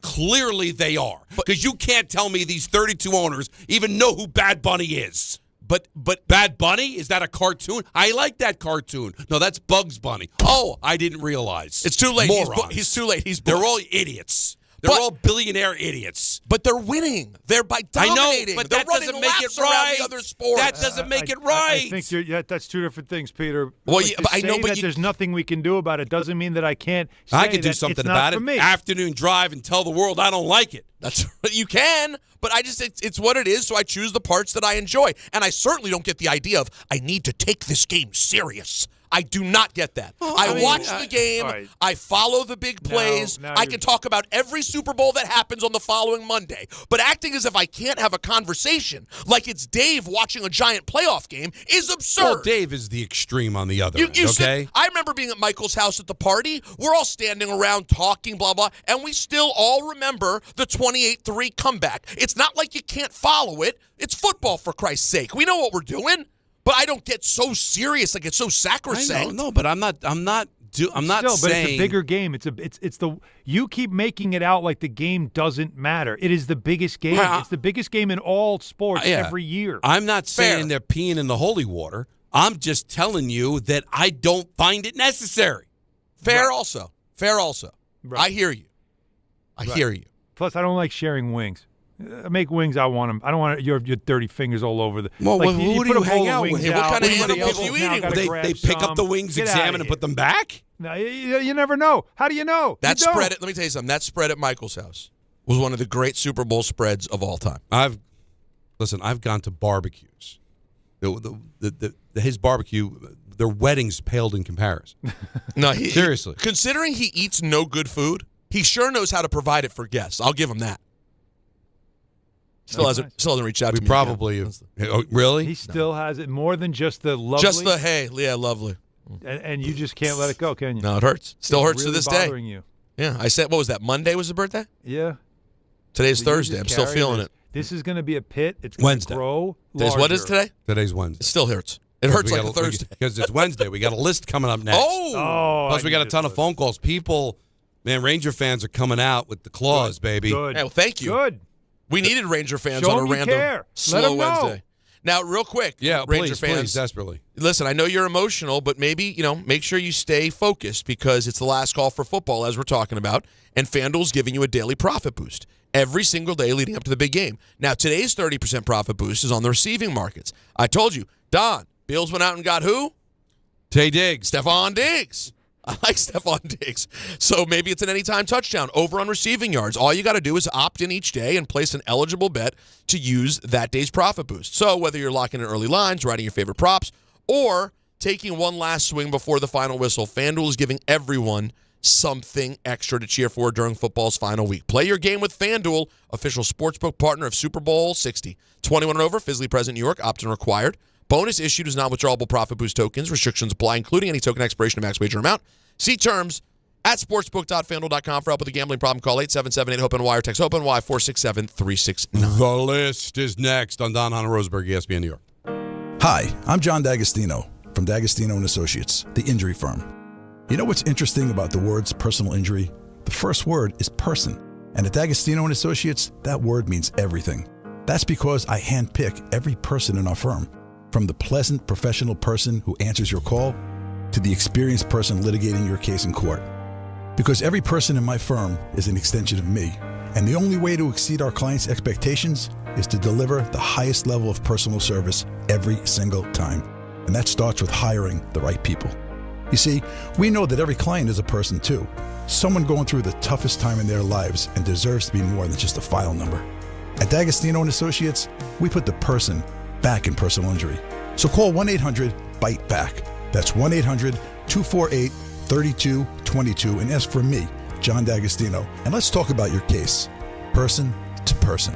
D'Agostino, law, bite back. Wild Turkey Bourbon and ESPN New York are bringing you the ultimate New York game day.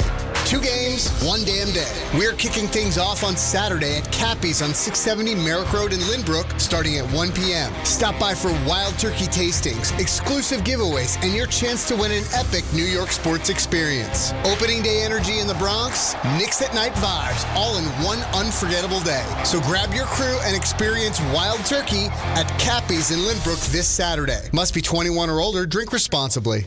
Hey, New York and New Jersey, Boost Mobile has an unlimited talk, text, and data plan that's only $25 a month forever, meaning you'll only ever pay $25 a month for the rest of your life. Who wouldn't want unlimited wireless when it only costs $25 a month forever? If you don't, you must be one of those people who enjoy overpaying for their phone plan. $25 a month forever is truly as good as it gets, so go online and switch now at boostmobile.com. After 30 gigabytes, customers may experience slower speeds. Customers will pay $25 a month as long as they remain active on the Boost Mobile Unlimited plan. I'm Boomer Esiason. My mom died from cancer. She was only 37 years old. She didn't have life insurance, and that was devastating for my family. That's why having life insurance is so important to me. Ethos makes it fast and easy. Get a quote in seconds, apply in minutes, and get same-day coverage. You can get up to $3 million in coverage with no medical exam.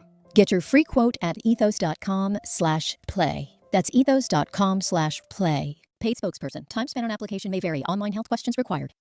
Hey, it's Rich Eisen for Pella Windows and Doors. Sometimes teams take a timeout to regroup and call the right play. When it comes to your home, Pella Windows and Doors always has the winning game plan. They do it every day, and that's why your neighbors trust them. Visit Pella.com/Eisen today. Right now, Pella Windows and Doors of New Jersey is offering 25% off windows and doors and 0% APR for 24 months. Some restrictions may apply. See store for details. Offer ends February 28th, 2026. Now it's time for traffic and Susie Cerrone. Thanks, guys. Good news on the Cross Bronx. It took over 2 hours, but Cross Bronx westbound after Sheridan Boulevard, the left lane tractor trailer gone. Stalled truck on the LIE eastbound at 108th Street. That's in the right lane. Crash on the belt westbound at Erskine Street. 2 lanes around westbound, 1 lane out eastbound with emergency vehicles. There's also an accident on the LIE westbound at Woodhaven Boulevard. New Jersey, crash on 80 westbound at exit 56. You're backed up from exit 61. This report is sponsored by Unbound.org. A girl in Kenya dreams of becoming a doctor. Reach out and touch her world. It'll touch your own. More at Unbound.org. I'm Susie Cerrone for 880 ESPN New York. My name is Whitney Allen, and I'm a widow. My husband, Ryan, died. We never thought we'd ever have to use life insurance, but the unexpected happened. With Ethos, signing up was fast and 100% online. You can get a quote in seconds, apply in minutes, and get same-day coverage. No medical exams, and you can get up to $3 million worth of coverage. I'm grateful we were prepared. Get your free quote at ethos.com/game. That's ethos.com/game. Paid spokesperson. Time spent on application may vary. Online health questions required. Talk about stepping up. Bang! Bang! It's time to level up your game. Introducing the all-new ESPN app. All of ESPN, all in one place. Your home for the most live sports and the best championship moments. The electricity is palpable. Step up your game with no annual contract required. It's the ultimate fan experience. Level up for more on the ESPN app or at stream.espn.com. Sign up now. You just made the list, buddy. This is The List with Don, Hahn, and Rosenberg. Well, a happy birthday to Lawrence Taylor. Turned 67 today. Can you believe that? Now, if it bothered me, Michael's 65, it definitely bothers me that LT is 67. 67. A 67-year-old man out. Lawrence Taylor. Yeah, that's, wow. Yeah, so I came up with a list for Lawrence Taylor. All right. What do you think of that? A Lawrence Taylor list? I'm here Lawrence for it. Taylor list, and I've got his top 5 plays. Top 5 appearances by LT in the Epstein files. No, I'm wow. kidding. I'm kidding. Wow. I don't think he's there. Oh. Well, I haven't looked, though. I don't. All right, what is the top 5? Top 5 what plays? Top 5 plays. Well, Lawrence plays. Taylor. Obviously plays. Obviously the worst play in my franchise history has to be there. I'm not like a fan of this play, but it still has to be remembered because no, it's doing real well. Jay Schrader came in and tore the Giants up, and what beat he does. Them. Well, not really, but at that moment, big on Jay. He probably had some moments with the Raiders, but it is a significant play. It's probably what he's most known for, and his reaction after it happened. And I've got it at number 2. First and 10. Riggins, Fleetlicker, back to Theismann. Theismann's in a lot of trouble. And it was Lawrence Taylor who slammed Theismann to the ground at the 42-yard line. The blitz was on. That's not necessarily a good play to have called. And quickly, Lawrence Taylor was up saying Theismann is hurt. And I don't believe Lawrence Taylor would have reacted that way unless Theismann is really hurt.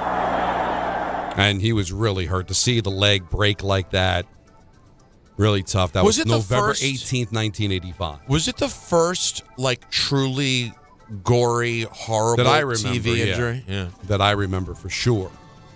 So 85, I was 17 years old. You were a little bit younger, Alan. I don't know if you were watching the game at the time. Peter, you're probably too young to be watching. I just remember it being a big deal. 6. Yeah, I remember it, but I don't know. I can't tell you if I was watching it live or I just remember hearing about it. You know what's amazing, though? It's still cool to hear Frank Gifford doing play-by-play. Mm-hmm. Yeah. Although, I'll be honest, not a great call. He doesn't even call the sack. It's a sack. Well, it's on TV, you know. People saw it. Well, a little more energy, though. It's a great player with a sack. I am not here to critique the late Frank Giffords play-by-play. I'm just saying hearing him do play-by-play his voice is epic. Takes me back to a time. Yeah. Well, maybe the Monday night games would have been a little better, Alan, if I don't know. They had a halftime show. 1985, Boy George came out and performed at halftime. See, now we're having a conversation. Careless Whisper at halftime, perhaps? All right, so that's number 2. Okay. So, Peter, great job. Karma Great Chameleon ball. at halftime. That would be amazing. Oh, are you kidding me? All right. We got 4 more LT plays to come up with. You got any, Alan? LT plays? Yeah. Top 5. I'm laying out. I'm going to let you do He's this. all set. Interesting. He has no interest. Now, are there... No. It's not a lack of interest. This is not my expertise. I am man enough to admit that. So, are any of these going to be ones that I remember? Like they're just a big play everyone knows. Yeah. Well, at least 2 or 3 of them. Any of them the Super Bowl? I could throw a hint out if you'd like. Okay, Anthony, go ahead. We had a similar. I don't even know if it was a list. It was the day before Thanksgiving where we did every feature, and we mentioned plays because one of them occurred on Thanksgiving. Oh yeah. So this is a repeat. Oh, what did he do on Thanksgiving? And it's number 1. Oh. I was at my grandparents' house in Passaic, New Jersey, watching this game. Thanksgiving 1982. Lawrence Taylor's 97-yard interception return for a touchdown. Sims lines up on the right side. They've got King on the left side as a running back. Sanderson looking in, zone for a pass. He's looking for King, intercepted. He's going to go down the right side. Lawrence Taylor to the 20, 30, down to the 40. He might go all the way. He's going to go in. There's a flag down. But he's going the length of the football field into the end zone. There is a flag down. And Taylor's going to have to come back. It's not coming back. It's not coming back. They waved it off. Hot dog. We were just discussing. Hot dog? Oh, that was great. 25 offense. Penalty is declined.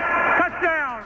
Don, are you sure that call wasn't from 1956? I swear to God, that play happened. Oh, that was so old-timey. How about his fellow, I don't know if it was an analyst or if it was like, it's not coming back. Had to be Dick Lynch, right? He sounded so mad. That was so old-timey. That was old-timey. You would have thought, that exchange was wild. It was Jim Gordon doing the play-by-play. I would have thought Sam Huff made the interception. Right? Now, that is unbelievable. Now, if you remember. Hey, come out there. He might go all the way. There's a flag on the play. Now, even the referee sounded old-timey. And even President Truman is standing on his feet watching this game. When you watch the game, you can check the highlight on YouTube. I don't know who it was for the Detroit Lions, actually picks up the flag. He's holding the flag in the air, waving the Giants back, thinking that it's going to be on the Giants, ends up being on the Lions, and Taylor, the touchdown stands. I've got that at number 1. Oh, that's tremendous. Thanksgiving. But check it out. Somebody from the Lions actually picks the flag up. You never see players pick the flag up. The arrogance, and then to be wrong. Well, and I would say it's also the worst kind of gall. It's unmitigated. It's absolutely unmitigated gall. Yeah, there's no mitigation on that gall. So if there was social media, he would have never lived that down. No. That would have been shown over and over again. We've got 1 and 2. 1, the 97-yard interception return. That must have been so fun. I just watched the play. It's one of those ones where literally the second he makes the break on the ball, in his brain, an athlete of that level goes, I could go the whole way. Oh, the second he knows. If you go watch that play, Don, who's the quarterback for Detroit? Gary Danielson. The way Danielson drops back is so old-timey. The little quick short step drop back that they used to do. Quarterbacks don't even look like that when they drop back anymore. Now we're going to run on first down. We're going to run on second down. We're going to run only if we have to on third. And if not, screen pass. All right. So we got 3 to go. One of them happened where it was his play, but he didn't make the play. It was in the championship. All right, let's hear it. All right, well, you know what? Just give it to me. Okay, relax. Wow. Let me hear it. Number 3 is LT's recovery of the Roger Craig fumble. 1st and 10. Craig again. Hit behind the line of scrimmage, and the Giants have the ball. Lawrence Taylor out of the pack with the ball. That's the first turnover today. And you knew that the Giants were going for it, and that's what Bill Parcells is saying. Yep, we need it. So who should get it? Lawrence Taylor, number 56. They want a trap play. Now watch, the ball just pops out the side. The ball's just popped out before Taylor gets here. He doesn't take it away. The ball was coming out. He just caught it in the air. Eric Howard made the play, and Roger Craig fumbles the football, and the Giants get it and eventually kick the game-winning field goal. Matt Barr, and they go to Super Bowl 25. Matt Barr, by the way, in Tecmo Bowl, never missed. Ever missed. I mean, never missed in Tecmo Bowl. And LT is a top 3 player ever in Tecmo Right, Bowl. if you on any extra point or field goal, if you lined LT up in the middle, he's blocking. He blocked it every time. Well, he would tackle the holder before they would even get a chance to snap it. So that's number 3. By the way, Summerall, unreal. Excuse me, number 4. Excuse me. The voice. Oh, Summerall and Madden are it. Yeah, Madden is, but how just to me again, that's a classic play-by-play voice where it's just so steady and concise. Like oh man, that was so good. And it's not even really the analysis is that great. It's just the way he says it, right? The ball came loose, so he's not predicting the play or anything like that, but it's still amazing. So I had that at number 4. Okay. Number 3, Jim Burt makes the hit on Montana, and then Lawrence Taylor with the big interception for a touchdown in the 86 divisional round. 1st and 20. Montana back to throw. Going deep. It's going to be picked off by Lawrence Taylor, and he's got a lot of room to run. Montana is down. Taylor is in the end zone, but Montana is hurt. Rice was the intended receiver. Lawrence Taylor was the only man there as Montana took a shot. No, it's that's pretty a rabid crowd, by the way. Listen how loud that got. That was. It was amazing. Just he was almost knocked into the next row. But the great thing about being a Giant fan is they knocked Montana out of 2 playoff games. Beat Tom Brady in 2 Super Bowls. I mean, they're 2 of the greatest quarterbacks of all time. Giants also beat John Elway in a Super Bowl. I mean, they're not beating stiffs at the quarterback position. Great point. No, number 5. You don't want to beat stiffs. It's one of my favorite, and it's one of the plays that they always show when they show the greatness of Lawrence Taylor, and that's with one hand throwing Gary Danielson down in Detroit on that very same Thanksgiving game where he had the pick 6. Phillip, the more they play. 1st down, Lions. Here comes the rush by Taylor. And you talk about strong. You talk about athletic ability. Look at that. You look like one of those rodeo guys. Now, have you ever seen the play, Peter? Check it out. It just Lawrence Taylor, Gary Danielson. You'll see it. He just with one hand grabs him by the scruff of the neck and just whips him around. Yep. Like a rag doll. Now, is that a horse collar now? Would that be called? Of course it is, Don. Yeah, that's why they invented it. John brings up a great point, too. With how baggy the jerseys used to be, you won't see a sack like that ever again. No. Oh, yeah, you're right. Yeah. But I know. You know what? This is going to sound wacky. I don't know if that's a horse collar. Well, it looks a bit low on the jersey. Like it's almost by the name. And also, you're not like going from behind and pulling him down. You just picking him up. Nah, I'm calling it. Alan, watch it again. I think it's actually even on the arm. I don't even think it's the back. Yeah. I think it might be his actual like jersey on the arm. It's one of my favorite it is. plays. It's on his arm. And it's an unbelievable. He is such a freak, man. Yeah, he was definitely a freak. And is there in anything nature. cleaner than just that white 56 jersey? Yeah, that's really cool. The white one is money. So I got the sack on Danielson, number 5, the Craig fumble, number 4, the interception of Montana, 3, the hit on Joe Theismann, 2, and then the 97-yard interception return for a touchdown. Number 1, that's my list of Lawrence Taylor plays. That's a fun list. On his 67th birthday. And of course, I like that list. Can I add though that what else we've got out of this list? At least for me, along with of course the wonderful trip down memory lane, was hearing the calls, and it's almost like I want to change everything about how I speak. To old time, like just how those guys were just so crisp, and yet there was something syrupy and comforting about how they spoke, and yet it's an intense moment.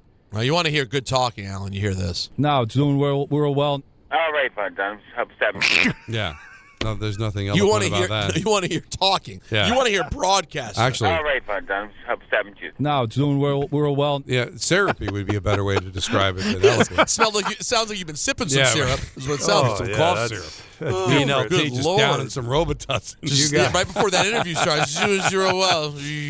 All right, your reaction to the list, your reaction to the Panarin deal, getting closer and closer to the NBA trade deadline, which is at 3 o'clock tomorrow. Frank Reich, the new OC of the NYJ, 1-800-919-3776. Blood in the ground for sure. It's Don, Hahn, and Rosenberg till 6:30. Then it's Knicks basketball here on ESPN New York. March the 20th of 2026, there's one place to be. And that place is Pickleball Heaven. Pickleball Heaven. It's a pickleball facility, massive facility, in Medford, New York. We're going to do the show there that day from 6 to 10. Then there's a tournament. And then after we win the tournament, Rick, we'll stay and watch some basketball with the people.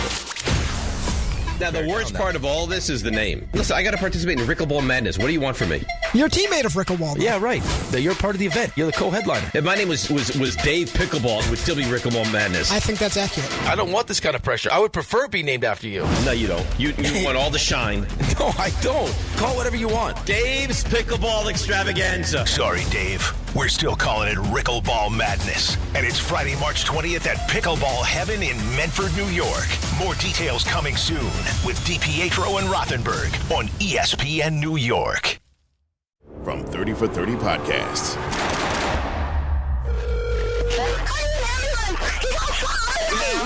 Did you say someone got shot? Brian Pata, senior defensive lineman from Miami, gunned down.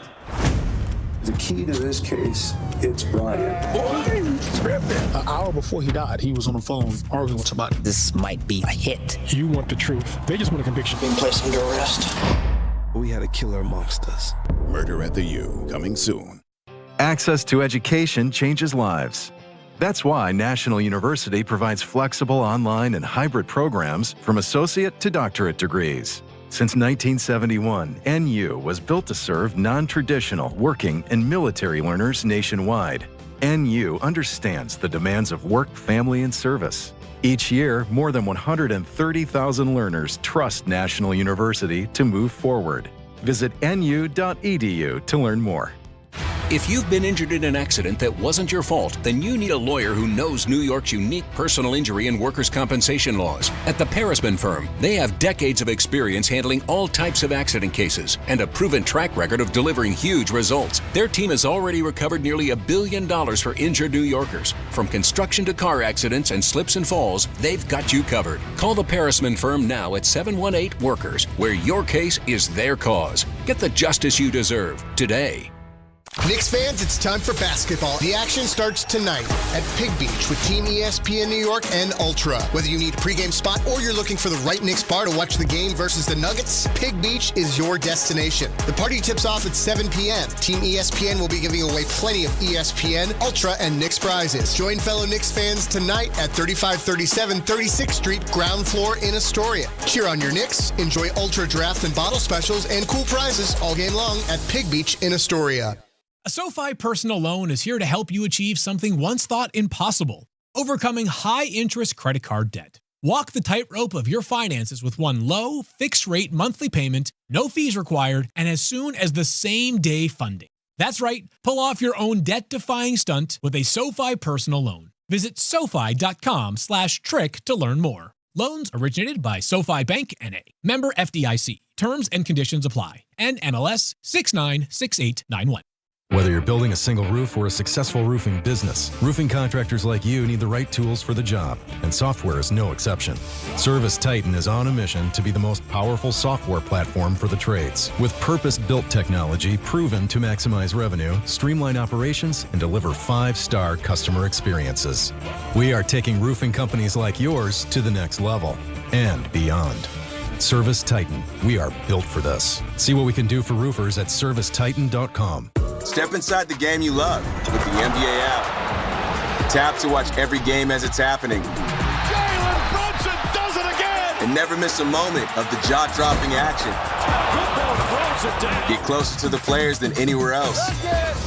Follow the latest schedules, scores, and stats. Jokic falling away. Keep up with every story from across the league. And with NBA ID, it's all personalized to you. The game lives here. Download today.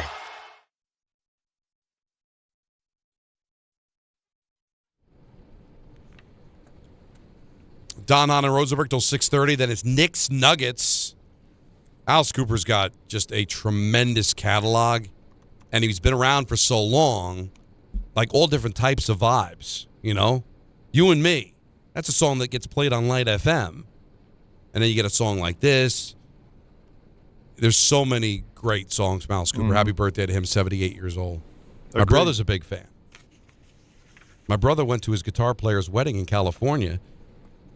David performed, sang, and then Alice pulled up to the table, sat down, and critiqued his singing. And he did a good job, and how he could do it. I remember that. Yeah, That's amazing. pretty cool. Nice. Alice has had wrestling moments, right? Yeah, WrestleMania 3. Is he in the Wrestling Hall of Fame? He is, isn't he? Did they put Alice Cooper in the Hall of Fame? I don't remember. Well, Trump's there. Didn't he only have one moment? Or did he have Trump had multiple. Trump hosted 2 WrestleManias, 4 and 5, and then appeared in 23. And Alice just Super Bowl, just Alice was just 3? WrestleMania 3. Interesting. He is currently not a. He's not a Hall of Famer. Nope. And You want me to talk to was that someone? the one at the Garden? No, that was this was at the Silverdome. Was the first one at the Garden? That's right. I just remember the posters on my brother's wall. First one was at the Garden. Second one had 3 locations, including the Garden, L.A., Chicago, New York at the same time. And then they stepped up to the big time. The Silverdome. Then 3 they went to the Silverdome, and I guess my guess is they already had the deal in place to go with Trump for 4 and 5. So then they went to Trump Plaza for 4 and 5, and then they eventually went fully outside a while later to where we are now, where it's 2 days in a stadium. No, it's a big deal for sure. But I loved Alice Cooper with Jake the Snake was such a great. They went together so well. It was such a perfect visual, and that was all I knew about Alice Cooper at the time. That and then Wayne's World a few years later. Let's go to Bruce in Flushing. You're on ESPN New York. What's up, Bruce? Hey, Don. Before I get to the trade, congratulations on getting the Devils gig. I will miss you as a Ranger broadcaster because you're one of the better ones we've had. Well, thank you. I understand the need to get a full-time gig. The Panarin trade. I am not a happy Ranger fan right now. First of all, how good is this prospect? Well, he's in the OHL. You don't know. I mean, the numbers are good, averaging over a point a game, but you don't know if that's going to translate to the NHL. But what did you want Drury to do? Well, first of all, the last couple of days, I kept reading he wanted to go to Florida, either Tampa Bay or the Panthers. So are you saying that was all a lie? All See, lie. I think. From I what think, we understand, Emily Kaplan reported that all he ever wanted to do was go to the Kings. I only listen to Schefter on hockey, but continue. But seriously, Bruce, he only wanted to go to the Kings. So you lose all your leverage when he's a free agent at the end of the year. You've already told the world you're not re-signing him. He will only go to the Kings. And what are you supposed to do? You've lost all your leverage. Here's the thing. What was the harm in waiting for 3 weeks and putting pressure on the Kings? And maybe he would change his mind, or maybe you can get a better deal. You know, making a deal is a lot like playing showdown poker. You have to have the guts, and I know it's a risk of losing the whole thing. I understand that, but to me, I think it could have gotten a lot better. Again, if the prospect is good, that eases the pain a little bit more, so it's not so bad. But to me, I don't think they had an appetite to wait the 3 weeks. And even if they did, I don't know how it changes. You don't want to lose him for nothing, correct? I mean, even though, Alan, this is not a great deal, a 3rd-round pick that could become a 2nd-round pick and a prospect. No, it's not a great deal. It's not a great deal. You were never gonna. It's never gonna be a great deal. But waiting, because then what happens is the Kings say, no, I'm not giving you anything more, and now you've got a player that's going to finish out the season with you and then walk as a free agent and sign with the Los Angeles Kings for 2 years, $22 million, and you get nothing. Yep. There is the possibility that this kid can turn out to be a big deal. Nobody thought anything of Ryan McDonough when he came over in the Gomez deal. Next thing you know, Ryan McDonough is the captain of the Rangers, right? I'm not going to make any predictions that Liam Greentree is going to become the next Mark Messier, But can we wait and see what kind of prospect he becomes? No, we can't. Well, apparently not. No, that's the problem, though, is, again, when you trade away players who meant something to the fans, who were part of some success, right? Where would you put Panarin in this century? All right, last 25 years. We know Lundqvist is number one, right? Where would you put Panarin among... Last 25 yeyears, he's one of their top 5 players. Top Rangers in 25 years. Yeah. But he's 34 years old. No. Yeah. I didn't ask you that. Okay. What I'm asking you is of order of importance, right? So here's somebody of significance. So fans still value him. Yes. While the rest of the league's like, aging asset, I'm not overpaying for this guy.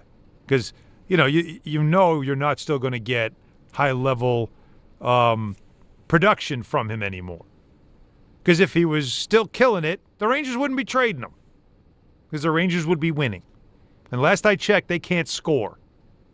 So, like, that's what happens. Yeah. I get what, and again, everybody has, you have every right to be pissed off at Chris Drury and mad at the Rangers situation. Nobody's denying that. But to keep saying things like, you could have done better, you don't know that. You think Chris Drury just was like, I'll take the first deal that comes around. I don't care. There's nobody. Even the worst general managers are trying, right? They are trying to get the best deal.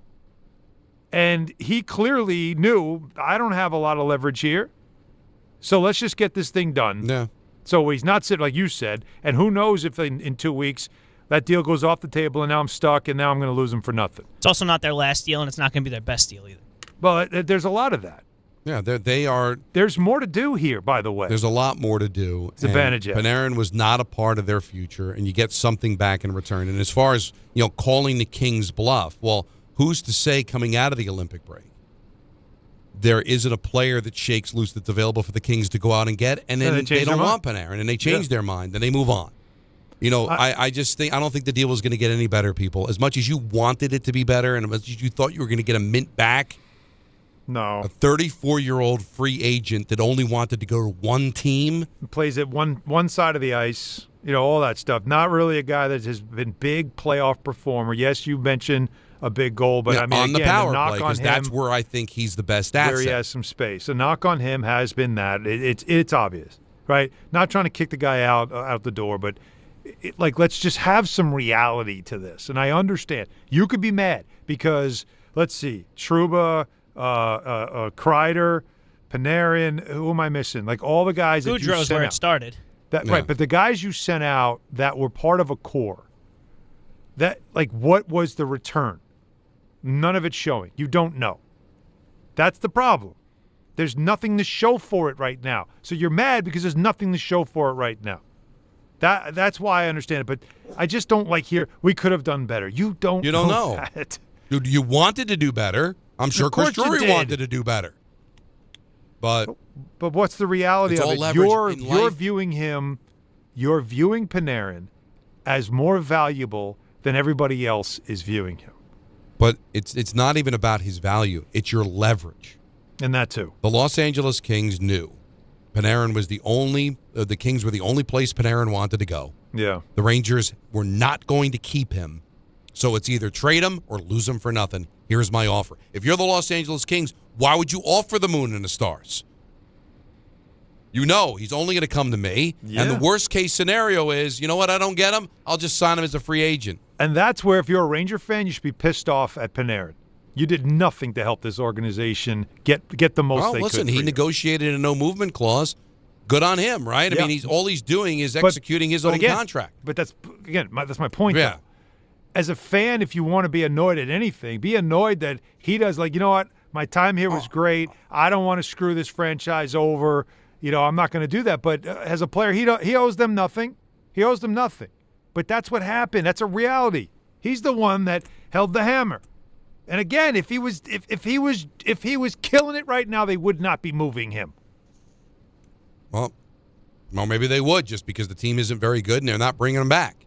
Now, if you want to argue, hey, why not extend him 2 years for $22 million? Well, that's actually a sensible argument. I mean, I don't agree with it, But that makes more sense than you should have held out for more. Good luck. 1-800-919-3776 will reset. Got ENN at 6. We're off at 6:30 because then it's Nuggets and Knicks here on ESPN New York. This is the Michael K. Show. It's Aaron Boone, Yankee manager. Now, you have a great life, and this is your 9th year as a Yankee manager, but how much does it gnaw at you that you have not yet been the last team standing in your time as Yankee manager? That's really the one and only huge thing that does gnaw at me when it comes to this. So it does. Working like heck to fix that and to change that, but I understand it's attached to me. The Michael K. Show. Weekdays at 1 on ESPN New York and streaming live on YouTube. Good Karma Brands is proud to be an equal opportunity employer, providing equal employment, development, and advancement opportunities to all teammates and applicants. To learn more about careers with us, please send an email to talentacquisition@goodkarmabrands.com. That's talentacquisition@goodkarmabrands.com. Last call for football, and all week long, FanDuel is giving you a daily profit boost every single day leading up to the big game. Today's 30% profit boost is on the receiving markets. Receiving yards over under, alt receiving yards, and most receiving yards. Will Seattle continue to get JSN the ball? Can Stephon Diggs find room to work? All you have to do is opt in each day and place an eligible bet to use that day's profit boost. Whether you're locking in early lines, riding your favorite props, or taking one last swing before the final whistle, FanDuel is giving everyone something extra to cheer for during football's final week. Play your game with FanDuel, official sportsbook partner of Super Bowl 60. 21 plus and physically present in New York. Opt-in required. Bonus issue as non-withdrawable profit boost token. Restrictions apply, including any token expiration and max wager amount. See terms at sportsbook.fanduel.com. Start with a gambling problem, call 1-877-8-HOPE-NY or text HOPE-NY 467-369. Now it's time for traffic with Susie Cerrone. Thanks, guys. Still have this accident on the Belt Parkway westbound at Erskine Street. 2 lanes are out westbound. You're stopped from Springfield Boulevard. Everything is open on the eastbound side of the Belt. Stall on the LIE Eastbound at 108th Street. A truck still in the right lane. Crash on the LIE westbound at Woodhaven Boulevard. A stall in New Brunswick. Route 18 at Paulus Boulevard. It's southbound with heavy delays. Accident in White Plains, 287 westbound at exit 6. We're sponsored by Positive Coaching Alliance. Questions about youth or high school sports? PCA can help. They're a national nonprofit developing better people and better athletes through youth and high school sports. More at positivecoach.org. I'm Susie Cerrone for 880 ESPN New York. 880 ESPN, WHSQ, and WCBS-FM HD2, New York. A Good Karma Brands radio station. Do you owe $10,000 or more in credit card debt or personal loans? With credit card debt at all-time highs, Debt Relief Advocates is urgently notifying consumers of debt relief now being made available, designed to aid consumers with out-of-control credit card debt. Those who qualify and enroll for this relief program will only have to pay back a fraction of what they owe. This is not bankruptcy or a debt consolidation loan. This is a relief program that credit card companies would rather you not know about, as it ends your debt nightmare and saves you lots of money. Consumers owing at least $10,000 in credit card debt or personal loans can now take advantage of this debt relief as the cost of living skyrockets. Debt Relief Advocates has established a relief hotline for you to call to learn what debt reduction you may qualify for, so don't wait. For this free information, call the Relief Hotline at 800-606-8737. 800-606-8737. 800-606-8737.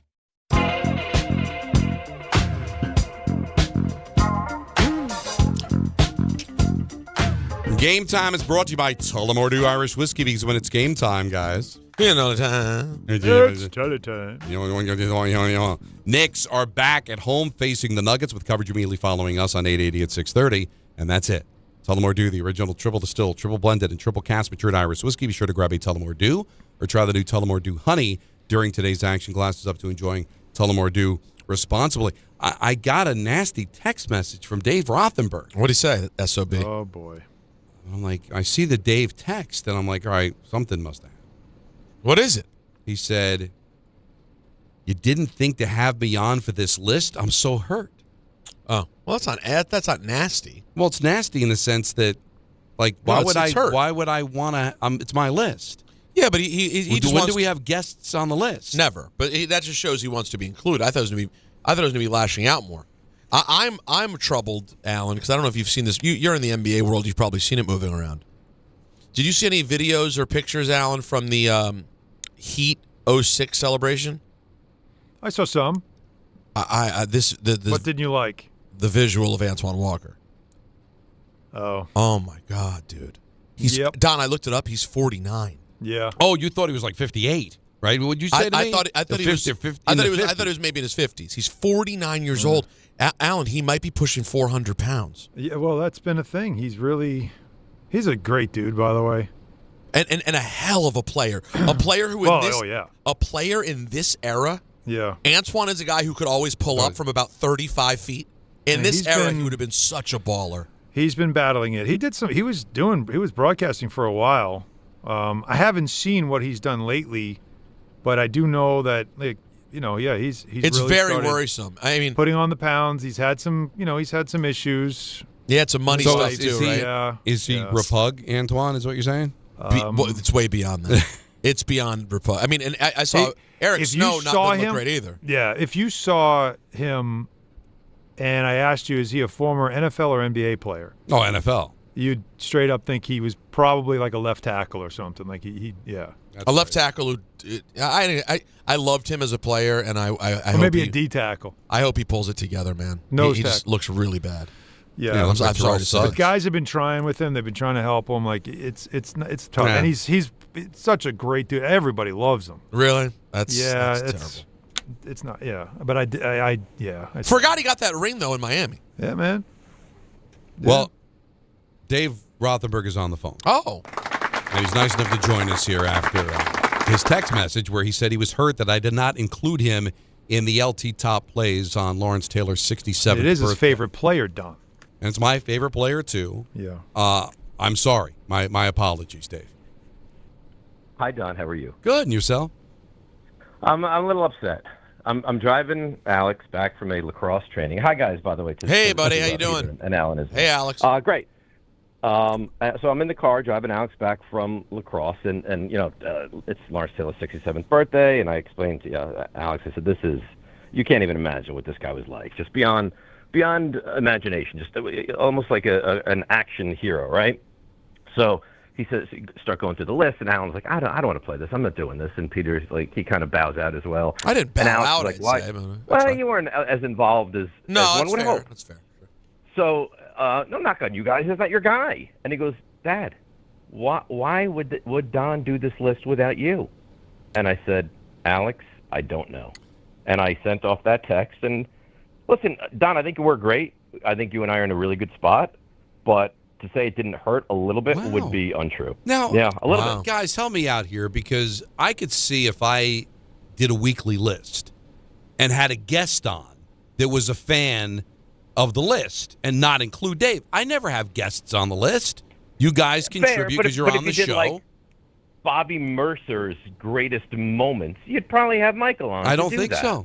I mean, I would never do Bobby Mercer's top moments. No offense. It's just that's not my guy. Understood. But I don't think I would have anybody on. Like, listen, if you did like great moments in Redskins history, I will tell you this. Think of Peter. Full disclosure. I got a text earlier today from Anthony Pusick who said, by the way, it's Alice Cooper's birthday. He was giving me some ideas for the list. And I toyed with, top 5 Alice Cooper songs, and I'm like, the guys aren't going to be interested in that. And then I saw that it was Lawrence Taylor's birthday, and I completely pivoted. If I had gone with the Alice Cooper, there's no bigger fan of Alice Cooper than my brother. Okay. If I did that list, I wouldn't have my brother on, because I don't think they have guests. So if I didn't have my brother on for Alice Cooper, I wouldn't have you on for Lawrence Taylor. But am I a guest? I mean, we're one family. I understand. It's like having Thanksgiving with a cousin. I don't know. Listen, I love you guys. I think Alan's coming on our show in the morning. We're one happy family, and I was a little bit hurt. I'll get over it. I still love all of you, but I was a little bit hurt. Not to show off, but I think I listen to your show more than anybody else at the station. That is completely false. Really? You're a big listener. Do tell. Well, I drive Gracie to school every single morning, and we listen on the way and on the way home. So, and I text Rick regularly during the show. Oh, but not Dave. That's interesting. Well, Oh. Dave's busy hosting. Ah. I don't want to bother a host. And Rick's playing his reindeer games. Rick is And completely Rick's free not to busy. text back. And Yeah, forth. Rick's not busy. Like whether he makes it back for a segment or not. All right. is up in Listen, the I air. didn't So, say yes, that he has you time to did. text. Just for the record. I'll say it again. It's fine. All right, Yeah. listen, a bunch of things to get to before we let you go, because I know you're a very, very busy person. So All right, busy. first off, since you I listen have to the nothing list, but time, by the way. are you good with Of course the list? I listen to the list. Are you good with the I'm list? great with the list. I'm great with the list.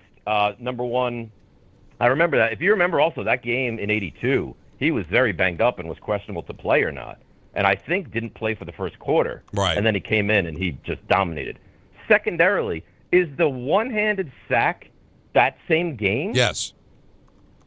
So two of the top five are from his That's crazy. 82 From second 82. season. That's Right, his second yeah, season. that's which- amazing. That was which is- Thanksgiving Day. And that was a season to forget, but that was an amazing, amazing game there. The only one that I thought about putting in, but it actually came in a loss, and there's nuance. The Cowboys interception. The Which Cowboy was great. interception was Deflected up great, into but the I air. was Yeah. thinking, because it was a big deal at the time, the fastest player, I don't know if you don't remember this player, because he was a great player, but he was on a lousy team, was Billy Sims. Billy Sims, at the time, was the fastest player in the NFL. And Was in a it pre- game in Darryl Green? 1983, Yeah. Oh, yeah, Darryl Green came in and ruined it. Lawrence Taylor caught him from behind. Wow. Mm-hmm. So I just didn't know how to put it in the list because it was, it was a great play, but it was in a loss. And, I don't know if everybody would understand the context of it, but that was the only one that I debated to put in that I didn't. All right, now. I think the list is amazing. Amazing. I just wish I would have been part Well, of now it. you're a part of it now. We're in the 5 o'clock hour, so it's even better. Now, before we let you go, you're a big Ranger fan. How did you feel about Panarin to the Kings? So, listen, I really love Panarin. I mean, if you look at him over the last decade plus, he's got to be the best, one of the better free agent acquisitions that any of the New York teams has made. When you look at it from the Rangers' perspective, I was reading that he basically said it's the Kings or nobody. Right. So there's no leverage there. That kind of right. So that kind of sucks, right? I don't know much about. I'd start to do my Google research on the kid that they acquired. It sounds like he's a big scorer, but I don't know. It was a first-round pick, right? I mean, rather than get nothing for him, I guess it's good. I don't like really what's happening with this team right now. Yeah, it's tough. But overall, I mean, he was done. He was going to leave. You got a potential legitimate player and a mid-round pick. I guess I'm okay with it. I don't know. I don't know anything more than that, to be honest with you. Well, you guys are killing it in the morning, and just to one-up Alan, I have to take Marco to school at 8:10, Jalen to school at 9:30. So I'm in the car twice taking the kids to school, and I'm listening both times. So, do you have them on the YouTube every morning, Don, while you're working out? I do not. Okay, so because why don't we tell you what? Why don't we just take a knee right here? Okay? No, because I work out with Kimball. Sounds like you both want to take a knee. I'm not pretending in a basement. Why don't you guys take both knees for a second? Pretending in a basement, Don. Okay. Maybe I should step out here and let you guys argue this. No, well, and Dave, the troubling part is, God forbid he check out my new YouTube venture while he's working out. You know what I mean? Little support for his guy. That's it's a great point. Right? Like I mean, there's teammates and there's teammates. Right, you know what I mean? Because he can't listen in the car anymore. Well, he could. In the traditional terrestrial way. Now, let me ask you a question. Life's about choices, Peter. I'm sorry. Yeah, you make a bad one every morning. Now, Dave, no offense, Dave. Now, Dave, real quick. I don't understand. It's my show. Wait. Dave, hold on. Did anything cross your mind? Did it cross your mind to ask your partner, Rick, that with his fakakta supposed friendship with Michael Kay, he didn't make the trip for the birthday party? Oh, yeah. What did he say? Yeah.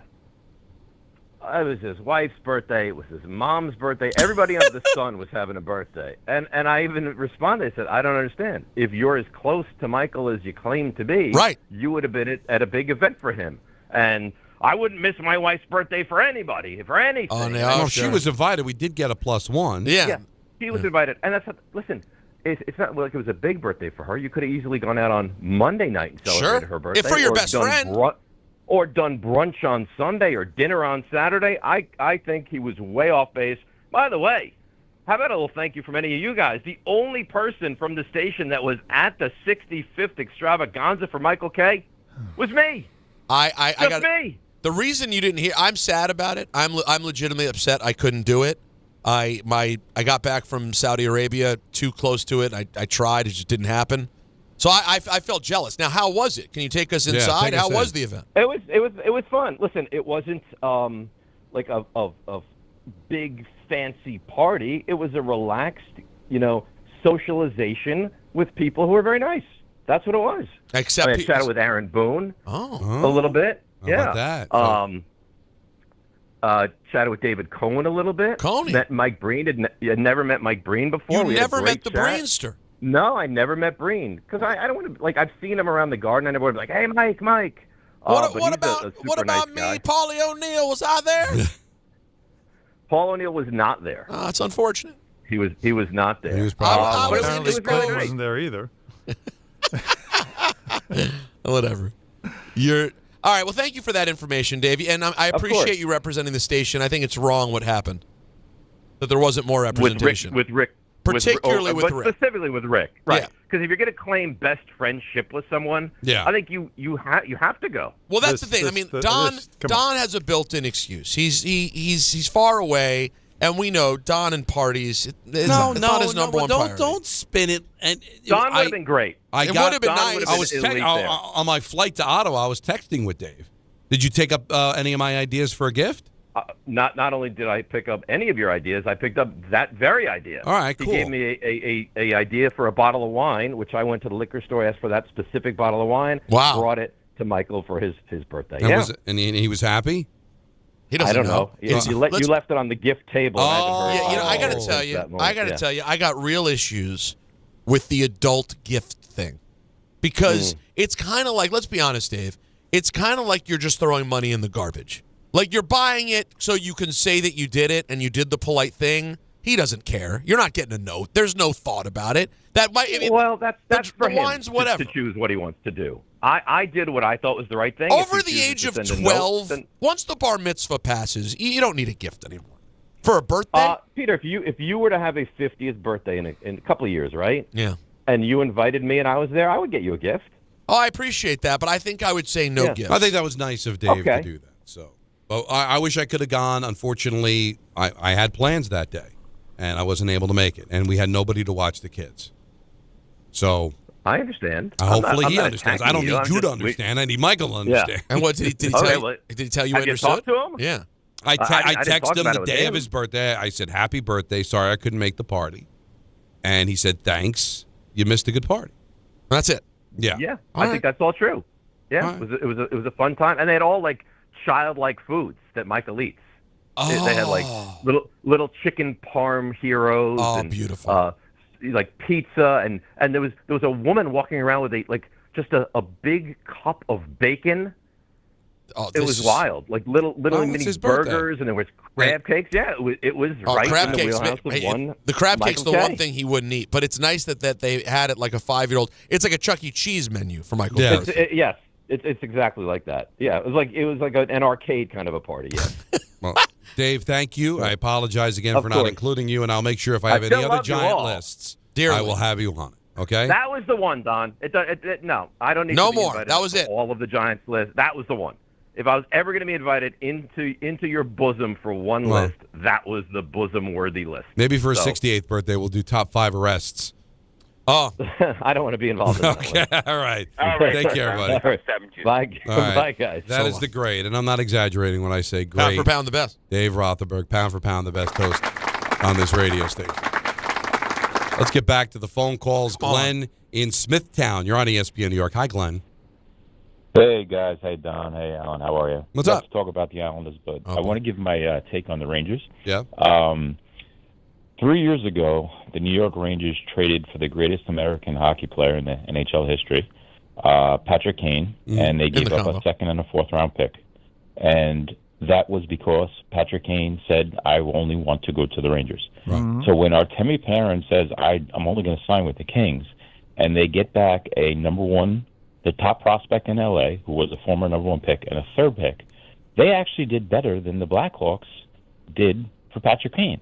So I don't get the disappointment, the anger at Chris Drury on this particular trade because of the scenario and what was going on in Panarin's mind. Because they're just mad, Panarin- Glenn. And they have right to be mad because it's all falling apart, but they want to put a face to their anger, and they're blaming Chris. But I'm with you.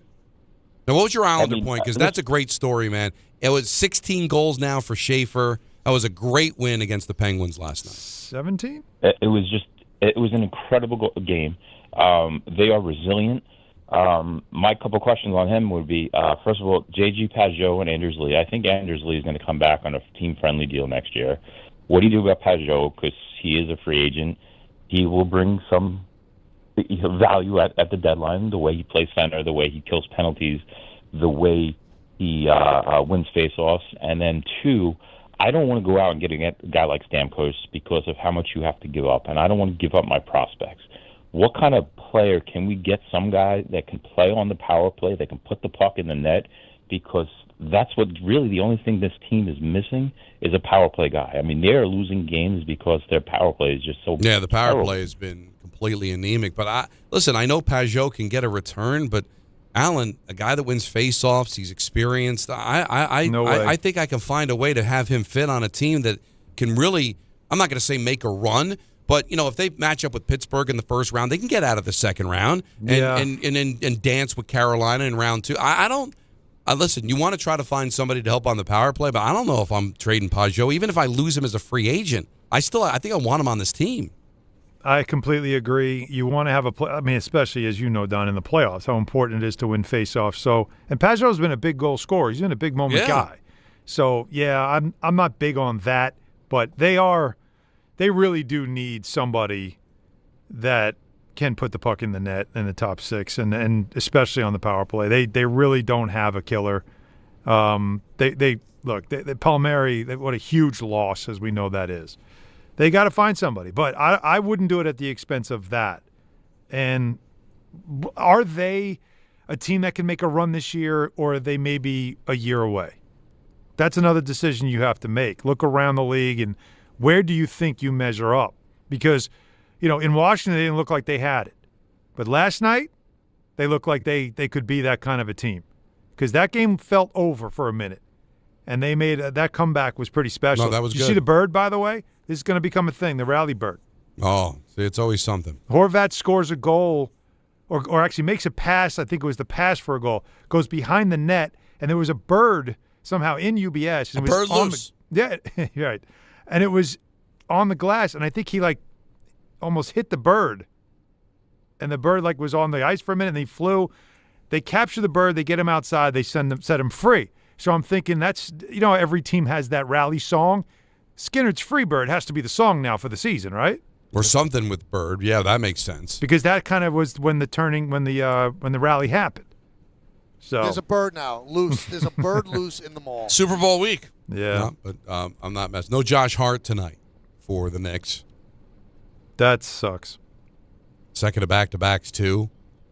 Well, he hurt his ankle last night, which is, again, when you play in the Wizards and you're just trying to get through a 30-point win, you don't want anybody to get damaged at all. That didn't look too serious, but it is a back-to-back. They're holding him out tonight. You got two big games this weekend, too, Detroit and Boston. So, but, they're going to miss him tonight. He's played very well during this stretch, during this winning streak. So that's not great tonight, taking on a team like the Denver Nuggets. All right, more of your calls at 1-800-919-3776. Also, we'll have ENN at 6 and the Knicks basketball at 6:30 on ESPN New York. It's Chuck Devine with SnowCountry.com. You expect more from yourself. Expect more from your money. Get started today at Robinhood.com/yourmoney. Our Snow Country crew spent the last few days in New Hampshire's White Mountains with soft, squeaky pack powder at every turn. Groom trails in terrific shape, whether you're up north or you're close to home at Shawnee and Camelback in the Poconos or Mountain Creek, New Jersey. They're all at or near 100% day and night. Mountain Creek loaded with terrain park features on their South Peak. Thunder Ridge and Mount Peter both 100% day and night with pack powder close to home. Wyndham has the steep groomers by their high-speed 6-pack chair, and Bel Air 60 trails cover 20 miles with pack powder. Southington, Sundown, and Mohawk all 100% day and night in Connecticut. Same for Jiminy Peak in the Berkshires, both Jiminy and Butternut with 14 miles of trails. Killington explores 70 miles on 6 big mountains in Vermont. Smuggler's Notch loaded with cruisers, steeps, glades, and moguls. You don't just ski or ride, you dominate. At Killington, we fuel your adventure. Be the beast. Ski and ride Killington. Hi, this is John D'Agostino from D'Agostino & Associates, the injury firm. I've talked about how a construction accident took my father's leg. The heavy prosthetic he wore looked nothing like the high-tech limbs we have today. It was crude wood and metal, held together by bolts that dug into his skin and left painful ulcers. But the thing I remember about my dad is how he never complained. He put on his prosthetic leg and he went to work. He coached my baseball teams, danced, sang karaoke, and even loved to travel. He may have limped, but he always held his head up high and he lived with dignity. At D'Agostino & Associates, I spent over 35 years building a law firm that helps accident victims and those in need of their Social Security disability benefits. We fight till our clients get the money and dignity they deserve. So call us today at 1-800-BITE-BACK. That's 1-800-248-3222. We have offices throughout New York and New Jersey. So don't tell me personal injuries aren't personal. I know what they can cost a family. I've been there, and I'll be there for you. D'Agostino Law. Bite back. Benjamin Franklin, sir, I've just received news. Speak. They're multiplying you. Multiplying me? Yes, many times. Multiple Benjamins? Shall I stop it? No. Multiply your Benjamins with New York Lottery's Extra Multiplier Scratch-Off games. Play for the chance to multiply your winnings up to 100 times. Prizes up to $3 million. I've won! I've multiplied myself! We won! Please play responsibly. Must be 18 plus. Gambling problem? Call 1-877-8-HOPE-NY or text HOPE-NY. Knicks fans, it's time for basketball. The action starts tonight at Pig Beach with Team ESPN New York and Ultra. Whether you need a pregame spot or you're looking for the right Knicks bar to watch the game versus the Nuggets, Pig Beach is your destination. The party tips off at 7 p.m. Team ESPN will be giving away plenty of ESPN, Ultra, and Knicks prizes. Join fellow Knicks fans tonight at 3537 36th Street, ground floor in Astoria. Cheer on your Knicks, enjoy Ultra draft and bottle specials and cool prizes all game long at Pig Beach in Astoria. Now it's time for traffic and Susie Cerrone. Thanks, guys. Really heavy delays on the Cross Bronx westbound to the outbound, George, because underneath the apartments to the upper deck, you've got a stalled tractor trailer blocking the right lane. Outbound Lincoln or Holland better at 20 minutes apiece. Crash on the belt westbound at Erskine Street. Still 2 lanes out westbound. You're backed up from Springfield Boulevard. Crash in White Plains, 287 westbound at exit 6. You're backed up from 9A for 684. May just want to stick with Westchester Avenue westbound as an alternate. And this report is sponsored by Unbound.org. A girl in Kenya dreams of becoming a doctor. Reach out, change her world. It'll change your own. Unbound.org. I'm Susie Cerrone for 880 ESPN New York. My name is Whitney Allen, and I'm a widow. My husband, Ryan, died. We never thought we'd ever have to use life insurance, but the unexpected happened. With Ethos, signing up was fast and 100% online. You can get a quote in seconds, apply in minutes, and get same-day coverage. No medical exams, and you can get up to $3 million worth of coverage. I'm grateful we were prepared. Get your free quote at ethos.com/game. That's ethos.com/game. Paid spokesperson. Time spent on application may vary. Online health questions required. Access to education changes lives. That's why National University provides flexible online and hybrid programs from associate to doctorate degrees. Since 1971, NU was built to serve non-traditional working and military learners nationwide. NU understands the demands of work, family, and service. Each year, more than 130,000 learners trust National University to move forward. Visit nu.edu to learn more.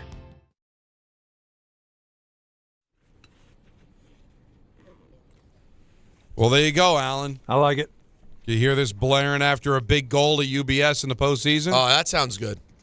I made the Maxine Nightingale song work. That was something Rick and I talked about. Rick hated it. I would keep playing it because it was from Slapshot.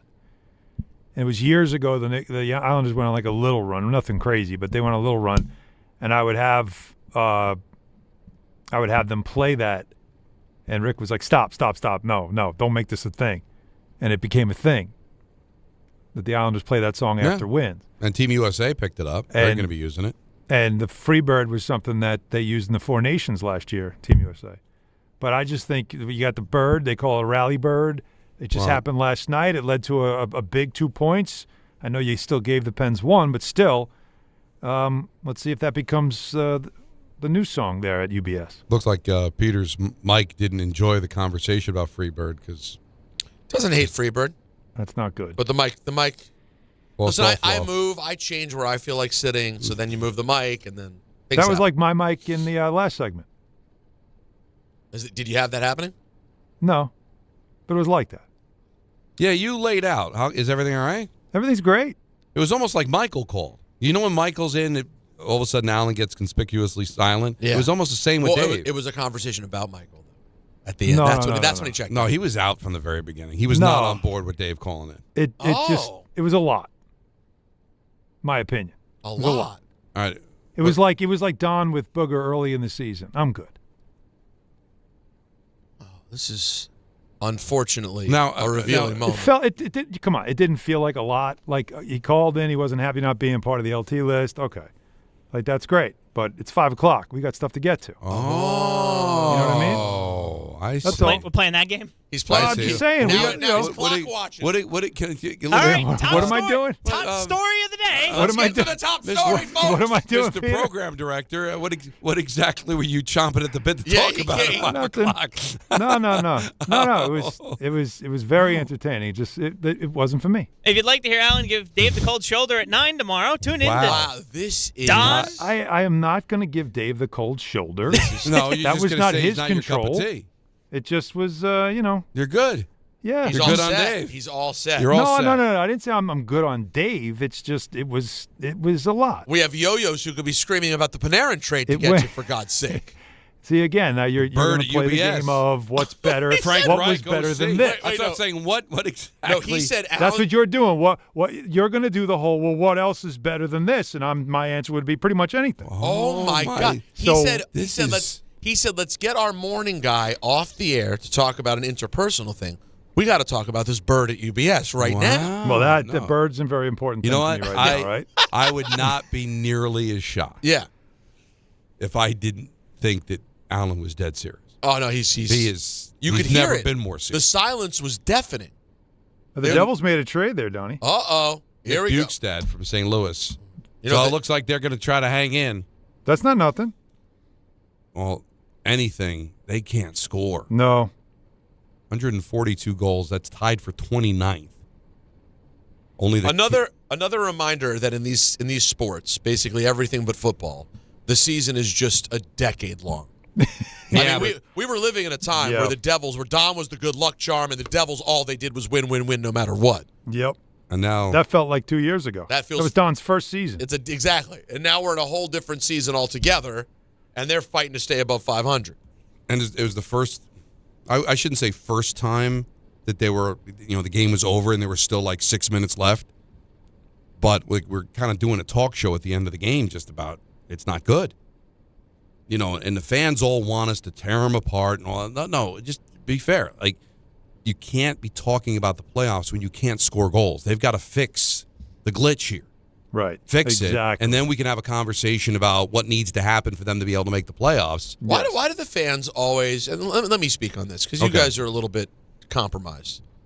Because why do the fans always want the local commentary team who's working in conjunction with, if not directly for the franchise, to rip them during game broadcasts?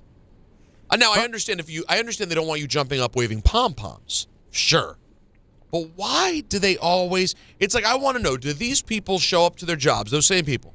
Do they walk into work every day and just grab a megaphone and go, I think it's about time we talk about some of the shortcomings here. Everyone, come on in. Come on in. I'm not pleased with some of the ways this business is operating. I don't understand it. Yeah, that's what I always wondered too, right? Are you the type of person that when you go to work each morning, you're calling out the boss? Yeah, you don't just every do your day. best. Alan, you don't just do your best to try to do your job and control what you can control. Yeah. You want to call out everything. Like, I just don't understand why there's this disconnect. And again, I see why they don't want a play-by-play or color commentator guy who literally makes it sound like the team is great even when they're getting killed. I am sure that's not what you guys are doing with the Devils broadcast. I'm sure you're calling it straight. But by the way, and I'll speak for you, Don, Yes. because I consume a lot of Devils broadcasts thanks to Gracie and her fandom. But you hear it.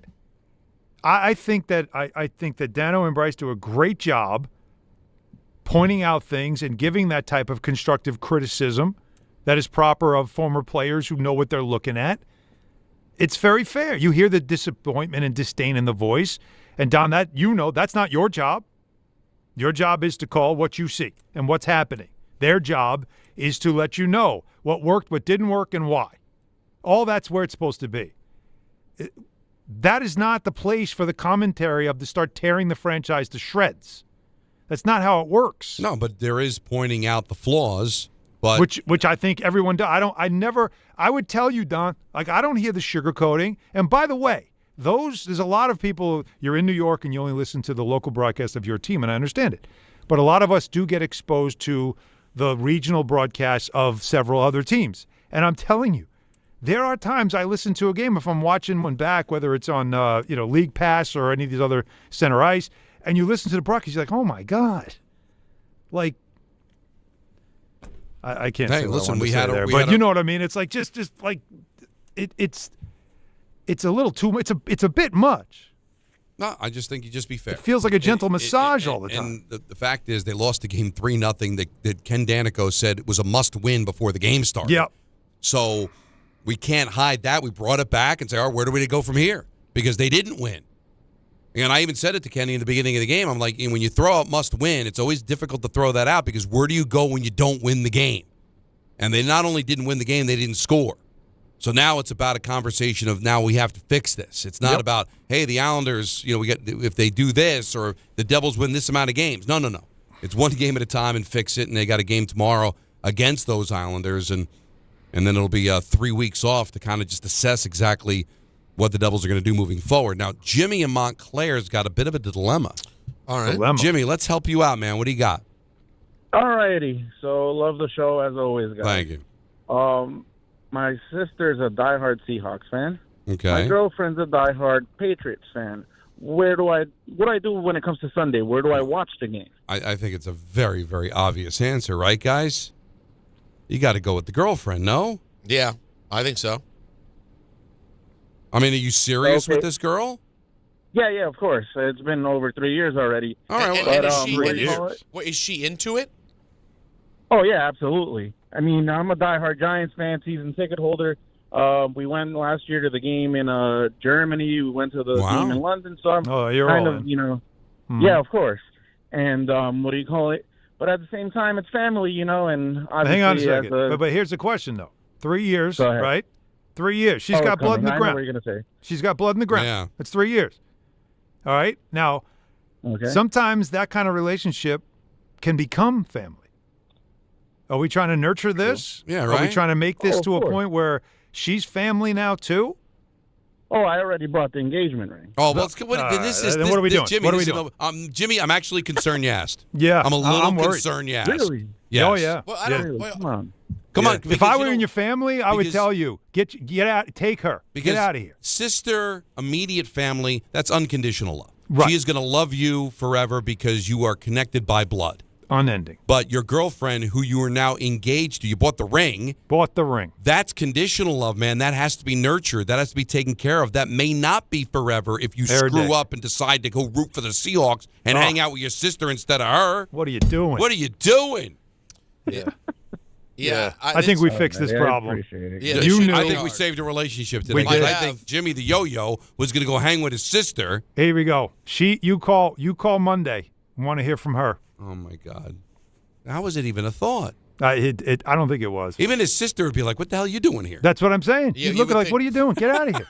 Where is she? Well, and you can't. They can't. There's no combination option. Well, I was going there next. I'm wondering, was that awkward to say, why can't she just why can't everybody all be 3 years? I'm sure they've met her. Yeah, this seems like there's maybe they don't like her. A multitude of scenarios. I don't. You know what? I hate to say this, but it doesn't sound like it's going to work. Well, you're out. All right. Let's go to Dave in Nyack. You're on ESPN New York. Hi, Dave. Hey, guys. How are you? Love the show. Yeah, man, what's up? So my question to you was just not getting to either side politically, just this halftime show this year. I think it's just causing crazy uproar with all the, political stuff going down, whatever side you hold. Why couldn't it? My personal opinion is that sports and politics just shouldn't mix, meaning it's great, keep politics as sports. Why is the NFL getting all into this? But why is having Bad Bunny a political statement by the NFL? He's one of the hottest acts out there. Just won a Grammy. Why is it political? Because he has political leanings. Everybody has political leanings. Is it a political statement that Bad Bunny's performing at the halftime? They're saying that he's going to maybe be doing stuff, and I don't want to get into all details. Yeah, but that hasn't. But I think that's probably a more relevant conversation after the fact. Yeah, we don't know he's going to say anything. Like if he makes it very political, then I think it's a conversation. Until then, I don't think it's actually a political issue. I just think people are making it that because you have people who are closer to one side saying we don't want him. And you have people closer to another side saying, why not? And you know what? And Dave, let me ask you, the 32 owners, where do you think they lean? Right. That's a good point. They just want to make the most money possible. Well, that's the end. But politically, they're probably more right-leaning. I don't think any of them even know who Bad Bunny is. But the NFL's like, he's hot. He's going to get a lot of attention. Now, if he makes some sort of statement like he did during the Grammys, maybe people might get in an uproar about it, but on the surface, it's just the NFL making a business decision, going out and getting one of the hottest acts. I don't think it had anything to do with being one of the biggest names with a huge following, all those things. I mean, his numbers are astounding. You can't deny that. That's all. And let's face it. I don't know if we were that was Booger. Booger was the one that kind of sparked that, right? None of us were surprised by it. Booger was the one that's sort of like, I don't know, I'm not going to know what he's saying. Like Booger was just being honest. And there's a lot of us, again, and I try to tell people this, not everything is geared for you in the world. You have to understand that there's going to be some things that aren't for you. And you just have to accept it. It's a great point, Alan, because... And walk away. Move on if you don't like it. And the fact of the matter is this. No matter what your liking of music is, like Don loves Metallica. If they trotted out Metallica, my guess is Metallica might be even more niche than Bad Bunny. It wouldn't garner the same conversation because they speak English. But in terms of gigantic audience reached, it probably would be more niche. To Alan's point, someone's going to be disinterested every time. Yeah, every year. It's just how it is. So not even someone. There's a large group of people will say, I don't want this. Why are we doing this? It's because not everything is for you. Not everything is. If you're going to take the political angle, there has to be a motivation. Oh, yeah. So if the NFL decided to have a conservative artist that's a known Republican, then you could say, well, there must be some agenda behind this because most of the owners are probably leaning that way. The fact that they went with an artist that isn't their political belief tells you that this is all about the attention and the money and the ratings that it's going to garner. I mean, I wish we'd see more of that in the world where it's That's a good point. That's not exactly my cup of tea. He doesn't believe what I believe, but you know what? I want him at my halftime show. Oh, and by the way, the NFL wants to be in South America, in Spain. They want to be international, and he's probably the biggest international artist in the world. So it's kind of easy to figure out in that way. Yeah, exactly. It's all about the business. It's not political. Well, Alan, we're going to say goodbye to you. I know you've got work to do. Knicks Nuggets on MSG tonight.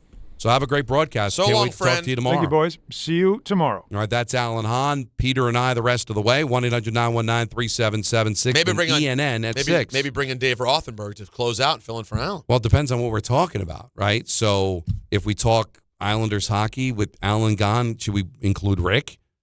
If we talk Yankees for some reason, should we bring Michael into the conversation? I just meant to troll Alan because there's obviously an issue there. That was troubling. That was revealing. Like it spoke volumes. I'll tell you what, I think there's more there than between you and Kay. That was completely fabricated.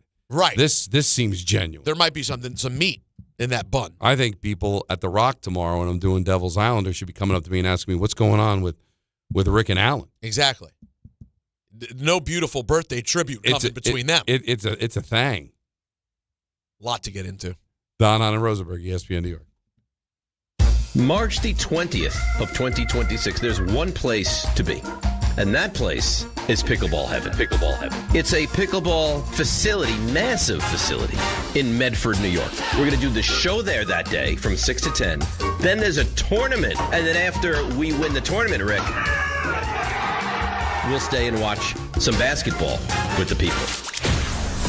Now, the worst part of all this is the name. Listen, I got to participate in Rickleball Madness. What do you want from me? You're a teammate of Rickleball. Yeah, right.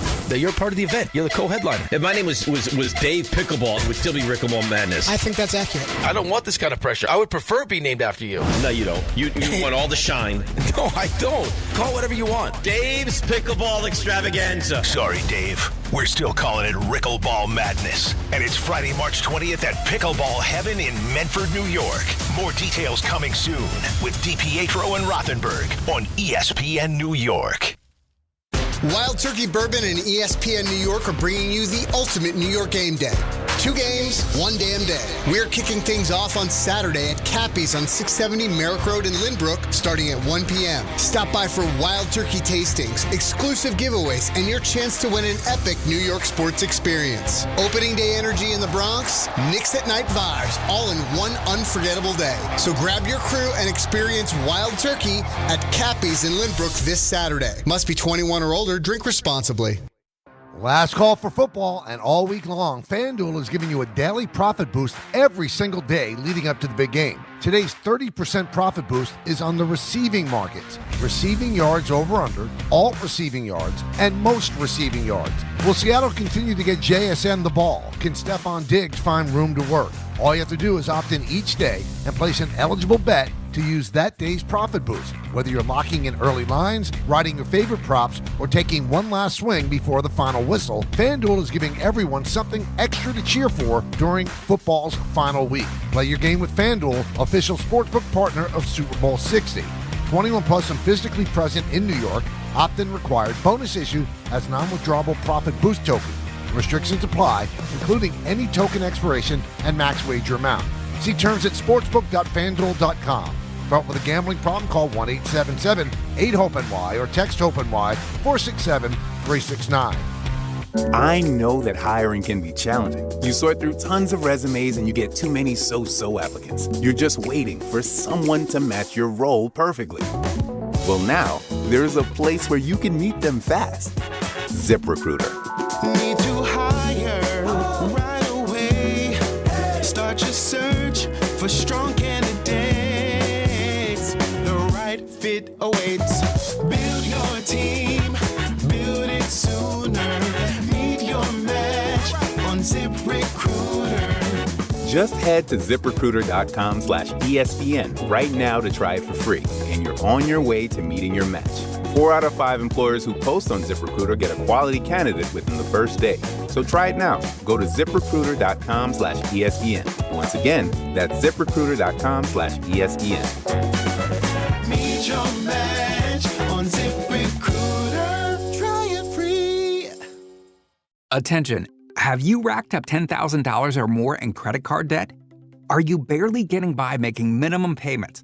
With credit card debt reaching all-time highs, National Debt Relief is notifying consumers about significant debt relief options currently being made available to help those with overwhelming credit card debt. These options may reduce a large portion of credit card debt for those who qualify. You don't need to declare bankruptcy or take out a consolidation loan, and you may only have to pay back a fraction of what you owe, even if you have bad credit. National Debt Relief has already reduced the credit card debt for more than 550,000 consumers, so don't wait. If you owe $10,000, $20,000, or even $100,000 in credit card debt, you can now take advantage of this financial debt relief as the cost of living continues to skyrocket. To check what debt reduction you may qualify for, call 800-783-8822.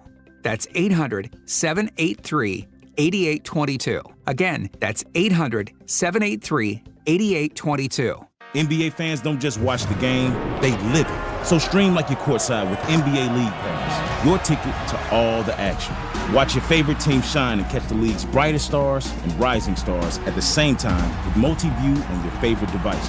From the plays you can't believe to the most live games and the drama that comes with it. If it happens on the court, it's happening on NBA League Pass. Only select out-of-market games available. Blackout restrictions apply. Additional charges and other conditions may apply. Visit NBA.com/subscriber agreement for full terms and conditions.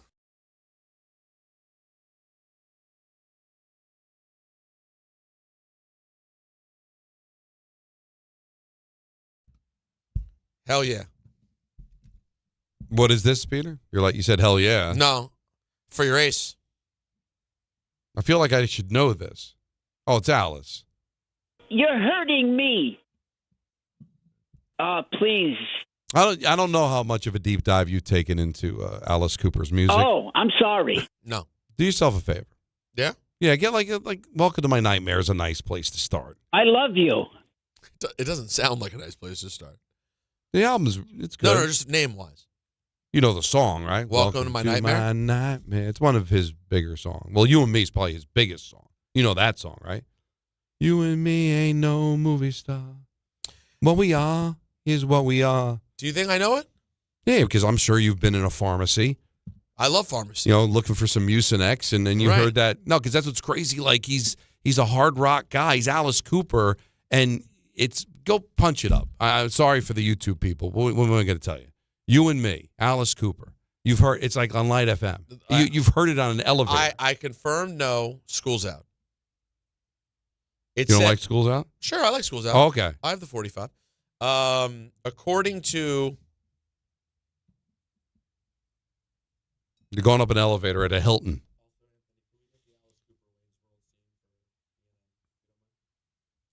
You don't know it? I'm listening. Hold on, you two people. I'm listening.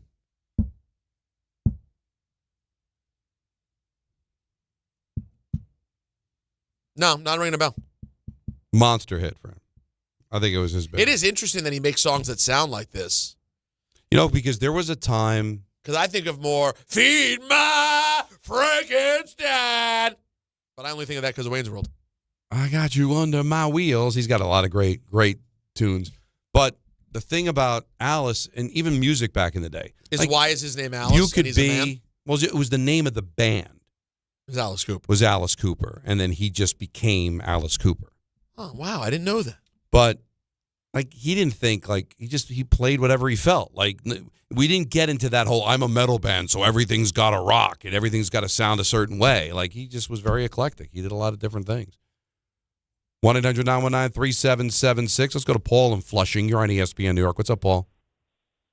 Hey, guys. Thank you for taking the call. Listen, I just wanted to talk about the Panarin trade. Yes. And ask my fellow Ranger fans, take a deep breath, let it out.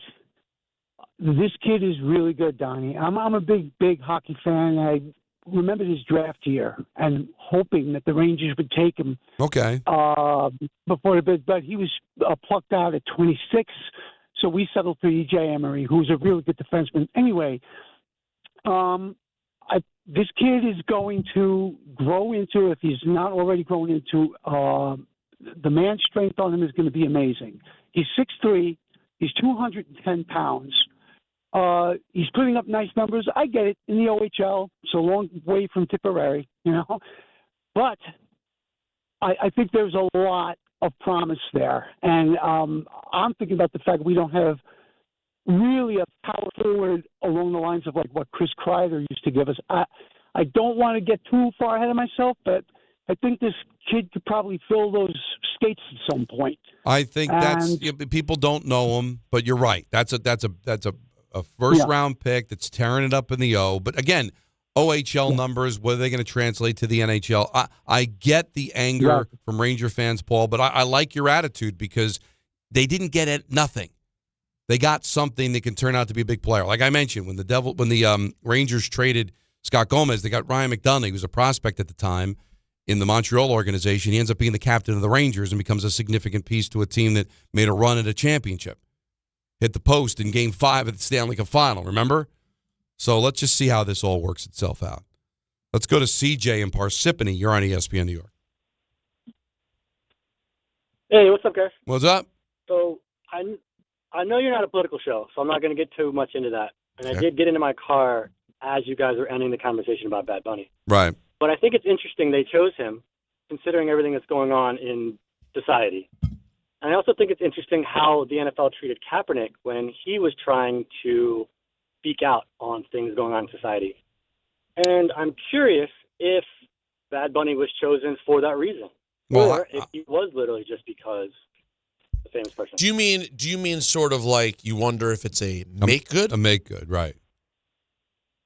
Or just like oh, wow, we kind of recognize what's going on in the world, and maybe we want to be on the right side of it this time. Well, remember though, when they form of protest. I love the idea that you're suggesting. However, when they made the call, while it was still, it's several months back now, 3-4 months ago. Right. While it was still certainly timely, it wasn't timely to the point that it is now. So it's kind of like, it's interesting how things have gone now, to your point. What's the name? CJ, it's interesting to your point, though, that things have now gotten so ramped up where Bad Bunny's presence means even more than it meant previously. And this is coming off the Grammys where he made, statements about immigration and all that. But I think we're in a different world than we were when Colin Kaepernick took a knee. And I think the NFL has grown and understands things a little differently now than maybe they did. That was 12 years ago. It was a while ago, right? And it didn't age great for them. So I just think they're going with somebody that's gonna move the needle. Now I will tell you this, and he will move the needle. There's a couple of things. Number one, I really wholeheartedly feel strongly about this part of it. Bad Bunny, if you are not a fan of the music, like I feel many people probably weren't a fan, say, of Kendrick last year, Mm-hmm. Bad Bunny to me, with the exception of the language part, is going to be much more palatable for people who don't know his music. Meaning, it's not sort of hardcore rap records. It's really fun, up-tempo, dancey, fun music. It's going to be very palatable. On the flip side of that coin, knowing what I know about him, I will be very surprised if he doesn't make some sort of strong statement. So, while I think we should wait and see what happens, I'm just telling you, Don, as Peter, who knows you, and who saw Bad Bunny in San Juan this past summer, I'll be shocked if he doesn't push the envelope. This is a guy Kendrick certainly did last year. But Kendrick certainly did too. And guess what? The main thing the NFL likes, and the main thing most of these billionaires who own the teams like, is attention and money and eyeballs.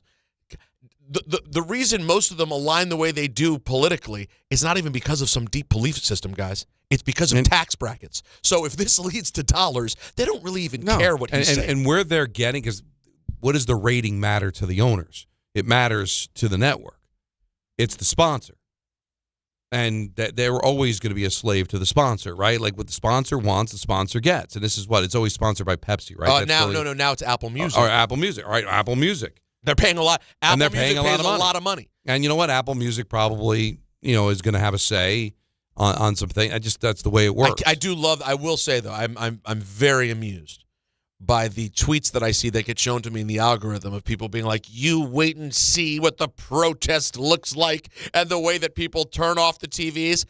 Okay, pal, I'll be waiting. Right. I can't. Monday, let's break it down. I want to see that big number drop off. And you know what? If that were to happen, then the only one that would complain is the network. Correct. The NFL's already cashed Apple Music's check, right? Correct. The tickets were already sold. Nobody's going to walk. And what's the number? What we've talked about forever, the level of juggernaut that this thing is. There's just no chance. So I'm very amused by the people who are so excited to go turn it off and watch something else. Go watch in living color. Right. Go watch something else. You let me know how it turns out. ENN is next. Don Anna Rosenberg, ESPN New York.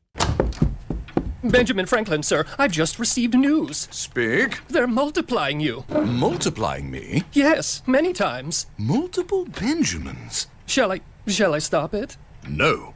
Multiply your Benjamins with New York Lottery's Extra Multiplier Scratch-Off games. Play for the chance to multiply your winnings up to 100 times. Prizes up to $3 million. I've won! I've multiplied myself! We won! Please play responsibly. Must be 18 plus. Gambling problem? Call 1-877-8-HOPE-NY or text HOPE-NY. DraftKings Sportsbook, the #1 sportsbook for live betting, is making every moment of Super Bowl 60 count with DraftKings Live Millions, featuring over $5 million in prizes. Here's how it works. Open the DraftKings Sportsbook app, opt in, and get your promo token. Place a live bet of $1 or more on the Super Bowl, and you're in. And every live bet means another shot to win. Download the DraftKings Sportsbook app and use code WHSQ. That's code WHSQ. Bet live for your share of $5 million in prizes with code WHSQ. In partnership with DraftKings, the crown is yours. Gambling problem? Call 877-8-HOPE-NY or text HOPE-NY and 467-369. 21 and over. New York only. Eligibility and restrictions apply. No purchase necessary. Opt-in required. Minimum odds minus 500. Prizes either bonus bets or single use 20% profit boost. Max bet $20 that expire in 30 days. See official rules at sportsbook.draftkings.com/promos for entry period and free method of entry. Sponsored by Crown Gaming, Inc. Now it's time for traffic and Susie Sarone. Thanks, guys. Well, better news. An accident on the Belt westbound at Erskine Street is gone. The bad news is you're still backed up from Springfield Boulevard. Crash on the Henry Hudson northbound by the George blocking a lane. The stalled tractor trailer on the Cross Bronx westbound to the outbound upper deck of the George is gone. But, of course, the Cross Bronx westbound is still a mess. A stall on Route 18 southbound near Paulus Boulevard somehow has 2 left lanes out and a little north, but a serious car fire has the Newburgh Beacon Bridge westbound shut down in Newburgh. You're backed up from Route 9. That is a huge delay. I'm Susie Sarone for 880 ESPN New York. More people trust their hearts to New York Presbyterian than any other hospital in New York. It's because New York Presbyterian has the most experienced cardiovascular doctors, treating a full range of heart conditions, from heart failure to valve repair, with the most advanced treatments. Find a doctor at nyp.org/heart. New York Presbyterian. New York Presbyterian Hospital, based on U.S. News & World Report 2025 to 2026 cardiology, heart, and vascular surgery rankings. Knicks fans, it's time for basketball. The action starts tonight at Pig Beach with Team ESPN New York and Ultra. Whether you need a pregame spot or you're looking for the right Knicks bar to watch the game versus the Nuggets, Pig Beach is your destination. The party tips off at 7 p.m. Team ESPN will be giving away plenty of ESPN, Ultra, and Knicks prizes. Join fellow Knicks fans tonight at 3537 36th Street, ground floor in Astoria. Cheer on your Knicks, enjoy Ultra draft and bottle specials, and cool prizes all game long at Pig Beach in Astoria. Time is valuable. That's why Lowe's Blueprint Takeoffs turn blueprints into quotes faster. Bring us your plans, and we'll generate itemized material lists to make quoting easier so you can get back to building. Plus, at the Lowe's Pro Desk, you get access to thousands of building materials not sold in store. And when your order's ready, we'll deliver everything to the job site. Improving is easy at Lowe's. Life is full of choices, some big, some small. And when you choose an H&R Block Tax Pro, you're choosing the largest network of tax expertise to be in your corner. For when your big ambitions need help with the small details. For when your 6 figures come from 6 different places. For when your gaming stream becomes your revenue stream. For when your business's year 1 needs 70 years of tax know-how. At H&R Block, we've seen it all, and we're here to help you make the most out of your money for life outside the box. Get started at hrblock.com. Hey, this is Jalen Brunson. Jalen Brunson for 3. And this is your home for New York Knicks basketball. This is 880 ESPN. WHSQ and WCBS-FM HD2, New York. This is an ENN special report. Now reporting. The very handsome Jewish man, Peter Rosenberg. We should talk some sports. Do what you want. It's ENN.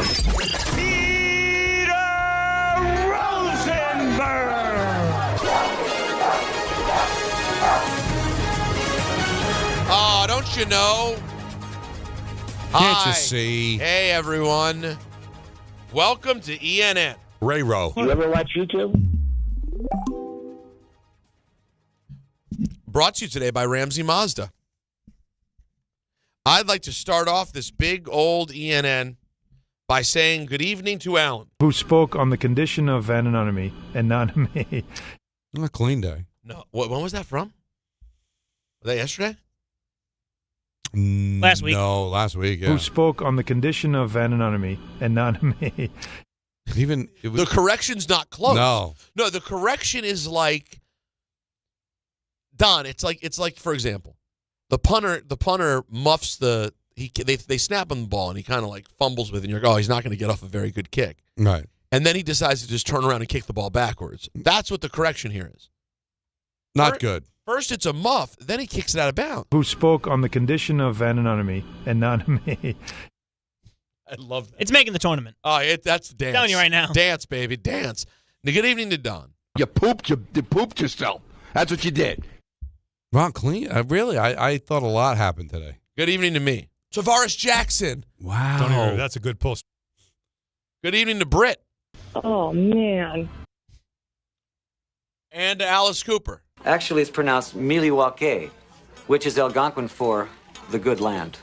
I think one of the most interesting aspects of Milwaukee is the fact that it's the only major American city to have ever elected 3 socialist mayors. Which we're up to 2 now, though. Yeah, it's funny that New York's getting back in the mix. Yeah. What a great scene that is, man. Does this guy know how to party or what? Now, did you know Alice Cooper at all when you saw that movie for the first time? Well, yeah, because it was post-WrestleMania. Okay. So you understood the significance of Alice Cooper being in that movie. I don't want to say it legitimized the movie, but that's a big get. That's a huge scene. I only remembered him really from that. I knew he was a big deal.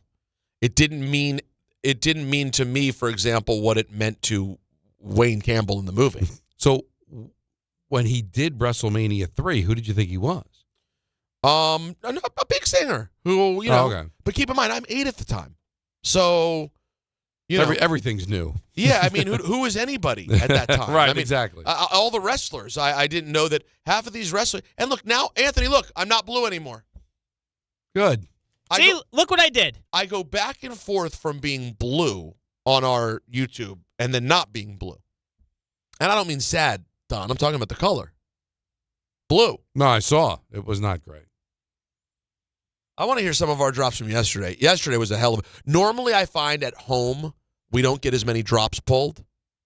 But yesterday was a day where we were at different locations. But we had some great moments yesterday. Yes. There was fantastic stuff. If you haven't gone back, I strongly recommend it. Here's some. If he was that bad... That's what making the it probably. Hell? What the hell? Okay. I love Tyler Hero. He's my guy. It's going to hurt me. The general public that wants his steak on a head immediately. Yeah, that was something. I have a stroke page if you're interested. If he was that bad... I don't understand how it happened. There's got to be How did it happen? Something had to have happened. If he was that bad... I've never heard. I'm here with my family. If he was that bad... Now, if he had grown up in the South and it slipped because of all the years being up north, you'd understand it, right? If he was that bad... Have you ever heard of anybody accidentally speaking in an accent? Accidentally speaking with an accent. I don't know. Like all of a sudden I just break out a Cuban accent. Just on accident, just as we're just talking.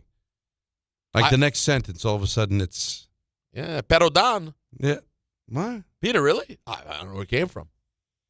I wanted to say but Don, and instead I said pero. It happened. Wow, that's another young guy on TV. This is another guy who looks very young on NFL Network. Cameron Wolf? Cameron Wolf, who's on the NFL Network right now. He's another guy, and I say this respectfully just because you're young in the face. We're wearing the suit. It looks like he pulled clothes out of his dad's closet. You know what I mean? Like Josh Baskin and Big. You know where I'm going. Yes, exactly.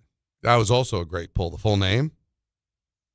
Come on. There was my dear friend Homeboy Sandman on a freestyle that he made for me many years ago had a great line when he said, watching the kid get big faster than Josh Baskin. That's good. I enjoyed it. Mike McDonald. You know who he is? Yes. Not the singer. Oh, I think the head coach of your Seattle Seahawks. This is how you know it's bad, by the way. It's not that Don didn't know. It's that he knew, but he was proud of himself for knowing. And it's the Super Bowl coach. Here's Mike McDonald. Are you trying to avenge the Seahawks Super Bowl 49 loss to the Pats? No. We haven't talked about it once. And it's not due to a lack of respect for our teams and our history and what we've done in the past, but we're really focused on this game. Like, it's funny, it's like a meme now, but when we say it's about us, it really is. You got to back that up with your actions, and that's how we live it every day. And right now we're focused on how well we can go get ready to go play this game. Mike McDonald better back that ass up. Now, why does this feel like? And I think Seattle's going to win the game. I think they're just better. but I would not be surprised if this is one and done for Seattle and New England's completely back. Like, so Seattle wins by a couple of touchdowns. They win the Super Bowl. Next 3-4 years, Seattle is average at best. You couldn't see it either both ways? I just feel like New England is on the upswing here. But isn't that part of it, is that they're New England? No, I think it's just because they've got the younger quarterback that's learning here on the fly. He's going to get better. We know a little bit more about Vrabel than we do McDonald.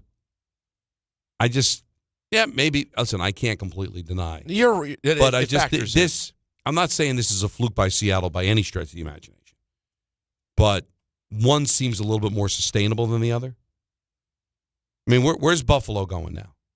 Like Miami, the Jets, they're years away. Buffalo might take a step back now. Every year we say that. All right, but now it's starting to feel like it might. Now they fire their coach. But they'll also GM have a new coach. might be next. Maybe that's what they need, though. And then you look at Seattle in their division where, it doesn't feel like San Francisco's going anywhere. It doesn't look like the Rams are going anywhere anytime soon. Like, I hear what would you you're be saying. that surprised if all of a sudden Seattle's 9-8 in the third wild card and New England's, again 14-3 again? The best thing you have for your argument is that the Patriots are in a division with Miami and the Jets. Well, I think that's just part of that's a big part of it. You can assume they're going to be in a good spot to compete for the division. But I'm sorry, no matter what happens in Buffalo, I believe number 17 makes them competitive every year. And I think they'll be fighting next year as well. So now, are you seeing any of the Maxx Crosby rumors? It's picking up a lot of steam here that he's deeply dissatisfied with the Raiders. Well, why wouldn't the Bears very much want to get into the conversation. Oh. Now, does it got a Khalil Mack feel to it, doesn't it? Well, yeah, and in terms of the load that it would require, you'd have to. They think 2 first-round draft picks, something in that range, couple of first-rounders and more to get Maxx Crosby. I would love to one day get like the awesome prime front 4 guy traded to my team. You know what I mean? The way the Packers got Parsons last year. Yeah. Like, I would love to just get like an immediate, destructive, completely blows teams open, a blows up offensive lines kind of player. I mean, it sucks you have to give up a lot, but Maxx Crosby, dude, you're like, write him down for 14 sacks a year. Yeah. It's locked in. That's Done a big deal.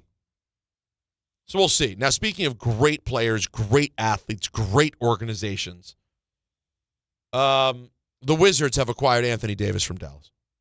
Here's Wendy. Basically, this was a salary dump, and Washington just couldn't say no to this. And so Washington is just doing something that is hard to do. They're going to be in a tank, and so I expect Anthony Davis to barely play at all this year, like Trae Young is going to play. And then as soon as Trae Young's going to play at all this year, they cannot, because their pick is top 8 protected. And as soon as they get that pick top 8 protected, they're going to flip the car around and say, okay, here we go. Let's go next year. We're going to go. Here comes Trae Young. Here comes Anthony Davis. They're going to be magically healthy, and they're going to have a nice high draft pick, and they're going to be ready to go. team has been unlocked. So this is sort of ideal for Washington, and this is kind of what Utah did yesterday. They're going to try to do the same flip as well. They're going to continue tanking and do the flip. That's ideally what you do, and that's what this trade deadline's been about.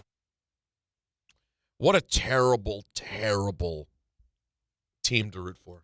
Yeah. Shout out to all my friends from home who root for the Zards. Do you have? Oh yeah. I mean, listen.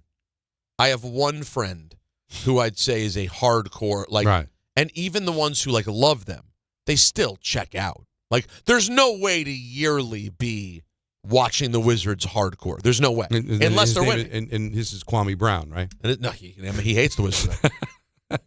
I don't know. But it's I'm going home this weekend. Part of the plans will not be watching the Zards.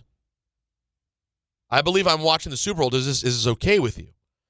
I believe I'm watching the Super Bowl with Natalie's close friend and her fiance.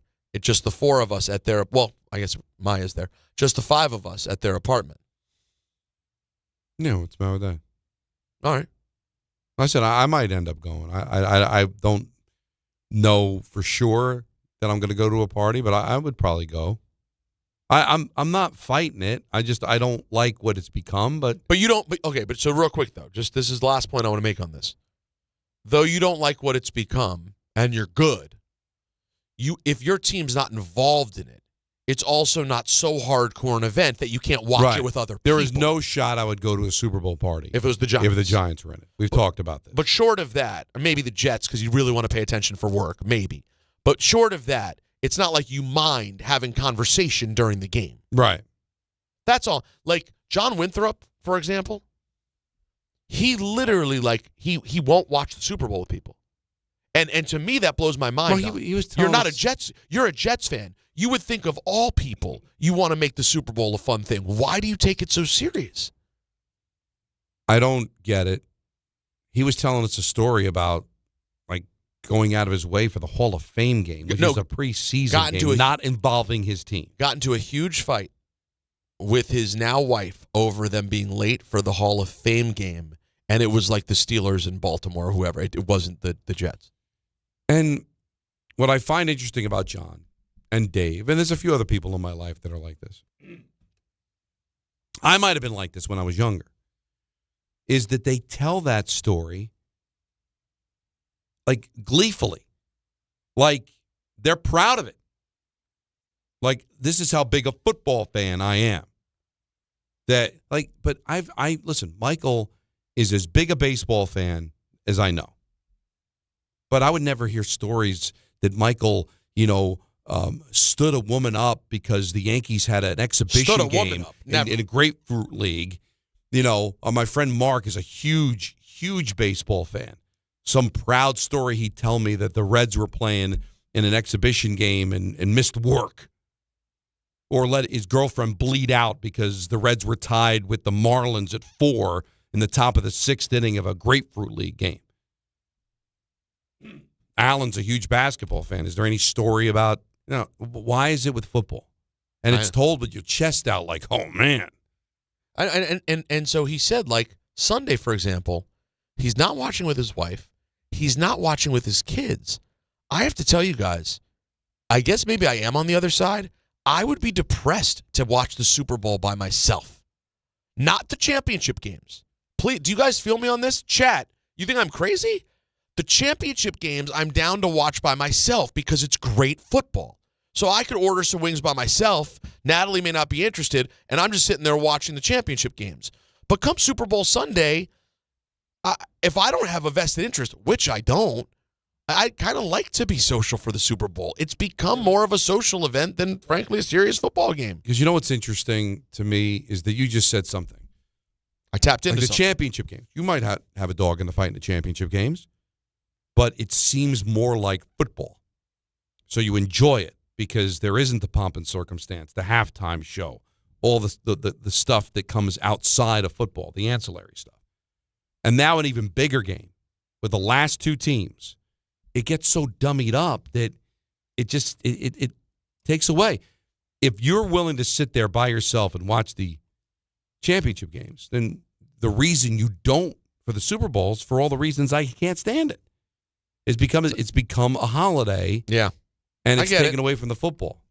So this is interesting. An article on Huddle Up Substack, which is Joe Pompliano, about the Super Bowl. He got a look at the Super Bowl, the NFL's documents to get the Super Bowl. Do you want to know some highlights? Yes. The NFL gets to use the Super Bowl stadium. Listen to this, Don. Rent-free for 30 days before the game and 24 days after. 54 days of use of the stadium for free. The Super Bowl stadium must have at least 70,000 seats. I think that's why Jacksonville's out now. The NFL sets ticket prices and receives 100% ticket revenue. There you go. Not the team who owns the stadium in any way. As for ticket allocation, the two participating teams each receive 17.5% of the total tickets available. The host team receives 5%.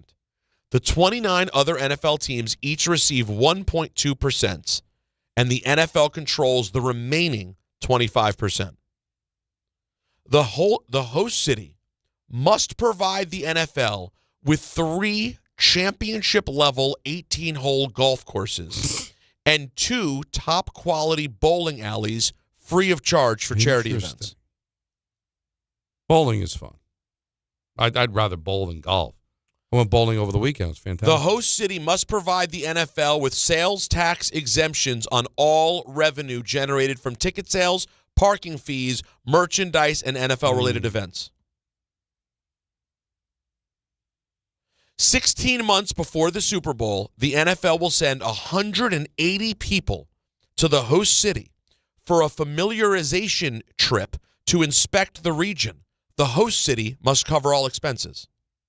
No. This seems like assault. What does this entail? And the last one covered by, before I get into the paid place, which I won't.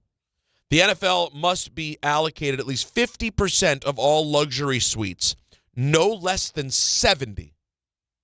At least 75% of these suites must be between the end lines, with 30 suites on the press box side and 4 suites at the 50-yard line.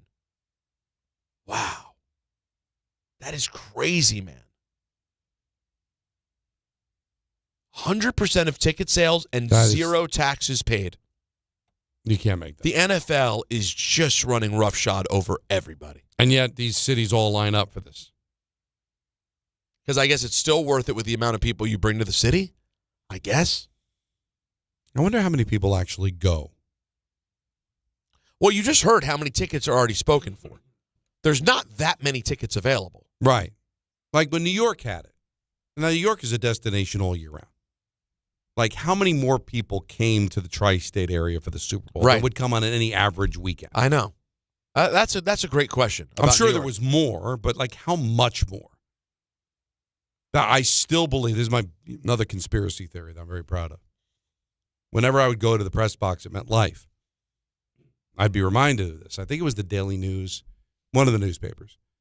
They blew it up and put it in a frame, walking into the press box at MetLife Stadium, of all the fans jumping up and down when the announcement was made that New York got a Super Bowl. I'm like, why would someone care? Like young girls jumping up and down, like celebrating, their fist pumping. We got. Man, I don't get it. No, it's fake. It was, they were obviously staged. Right. They were fake. Listen, you wouldn't want it unless there was revenue coming. But I just wonder. I have a comment on Jackson Dart, who's currently on Super Bowl Live on the NFL Network. Looks like Jackson. Here's just a tad bit of advice to who seems like a great kid. If you guys just got blown out by the Vikings or whoever it is, don't show up dressed like this to the podium. When you're out here doing media, dress the cool guy nozzle way that you dress to the post-game presser. Does that make sense? Yes, it does. So, like, right now, he's not wearing his cool guy glasses or his chains. He's wearing, like, a satin jacket, a black T-shirt, and a Scully. That's the look for post-game when you lost. For media week, you should be decked out. You should be, now, luxury, not head to toe. Now, in fairness, let's see the next time he's at the podium with John Harbaugh as the head coach. Could be different. It might be different. Because there might have been a conversation. Not for nothing. I saw you in some of the post-game press conferences watching the NFL Network when I was in Baltimore. Put the glasses away. Let's clean it up a little bit. Yeah. No one wants to get cool guy vibes when you just lost. There's just something about it that just doesn't hit. So that might be the look moving forward. But we'll see. It's like me looking like blue for the last 15 minutes of the show for no reason. Oh, did I get it back? I think there is no zero rhyme or reason as to why this is happening. Yeah, it literally just comes and goes. So there's something up with the like iris. The Blue Man Group. But it's something with the iris of the camera. And just yours, by the way. Right. It doesn't happen to anybody else. No, during the day it has to. No, just statements being made by that can't be true. You're telling me Rick, whoever sits in this seat, doesn't also have it happen? I haven't seen it happen to Bart or Rick. Well, Bart, there could be complexion reasons why our look isn't the same, and we're not affected by light the same way. But I understand what you're saying. Rick too, though. But the wall turns blue also. So why would it only be? Yeah, you're right. The wall's turning blue so too. I don't even see that. Well, this is riveting. I don't want to sound like Alan. That'll do it for ENN. Brought to you by Ramsey Mazda, folks. Head over to Ramsey Mazda. Choose wisely. Choose Ramsey Mazda. Knicks basketball is next. Talk to you tomorrow at 3. Most people in radio commercials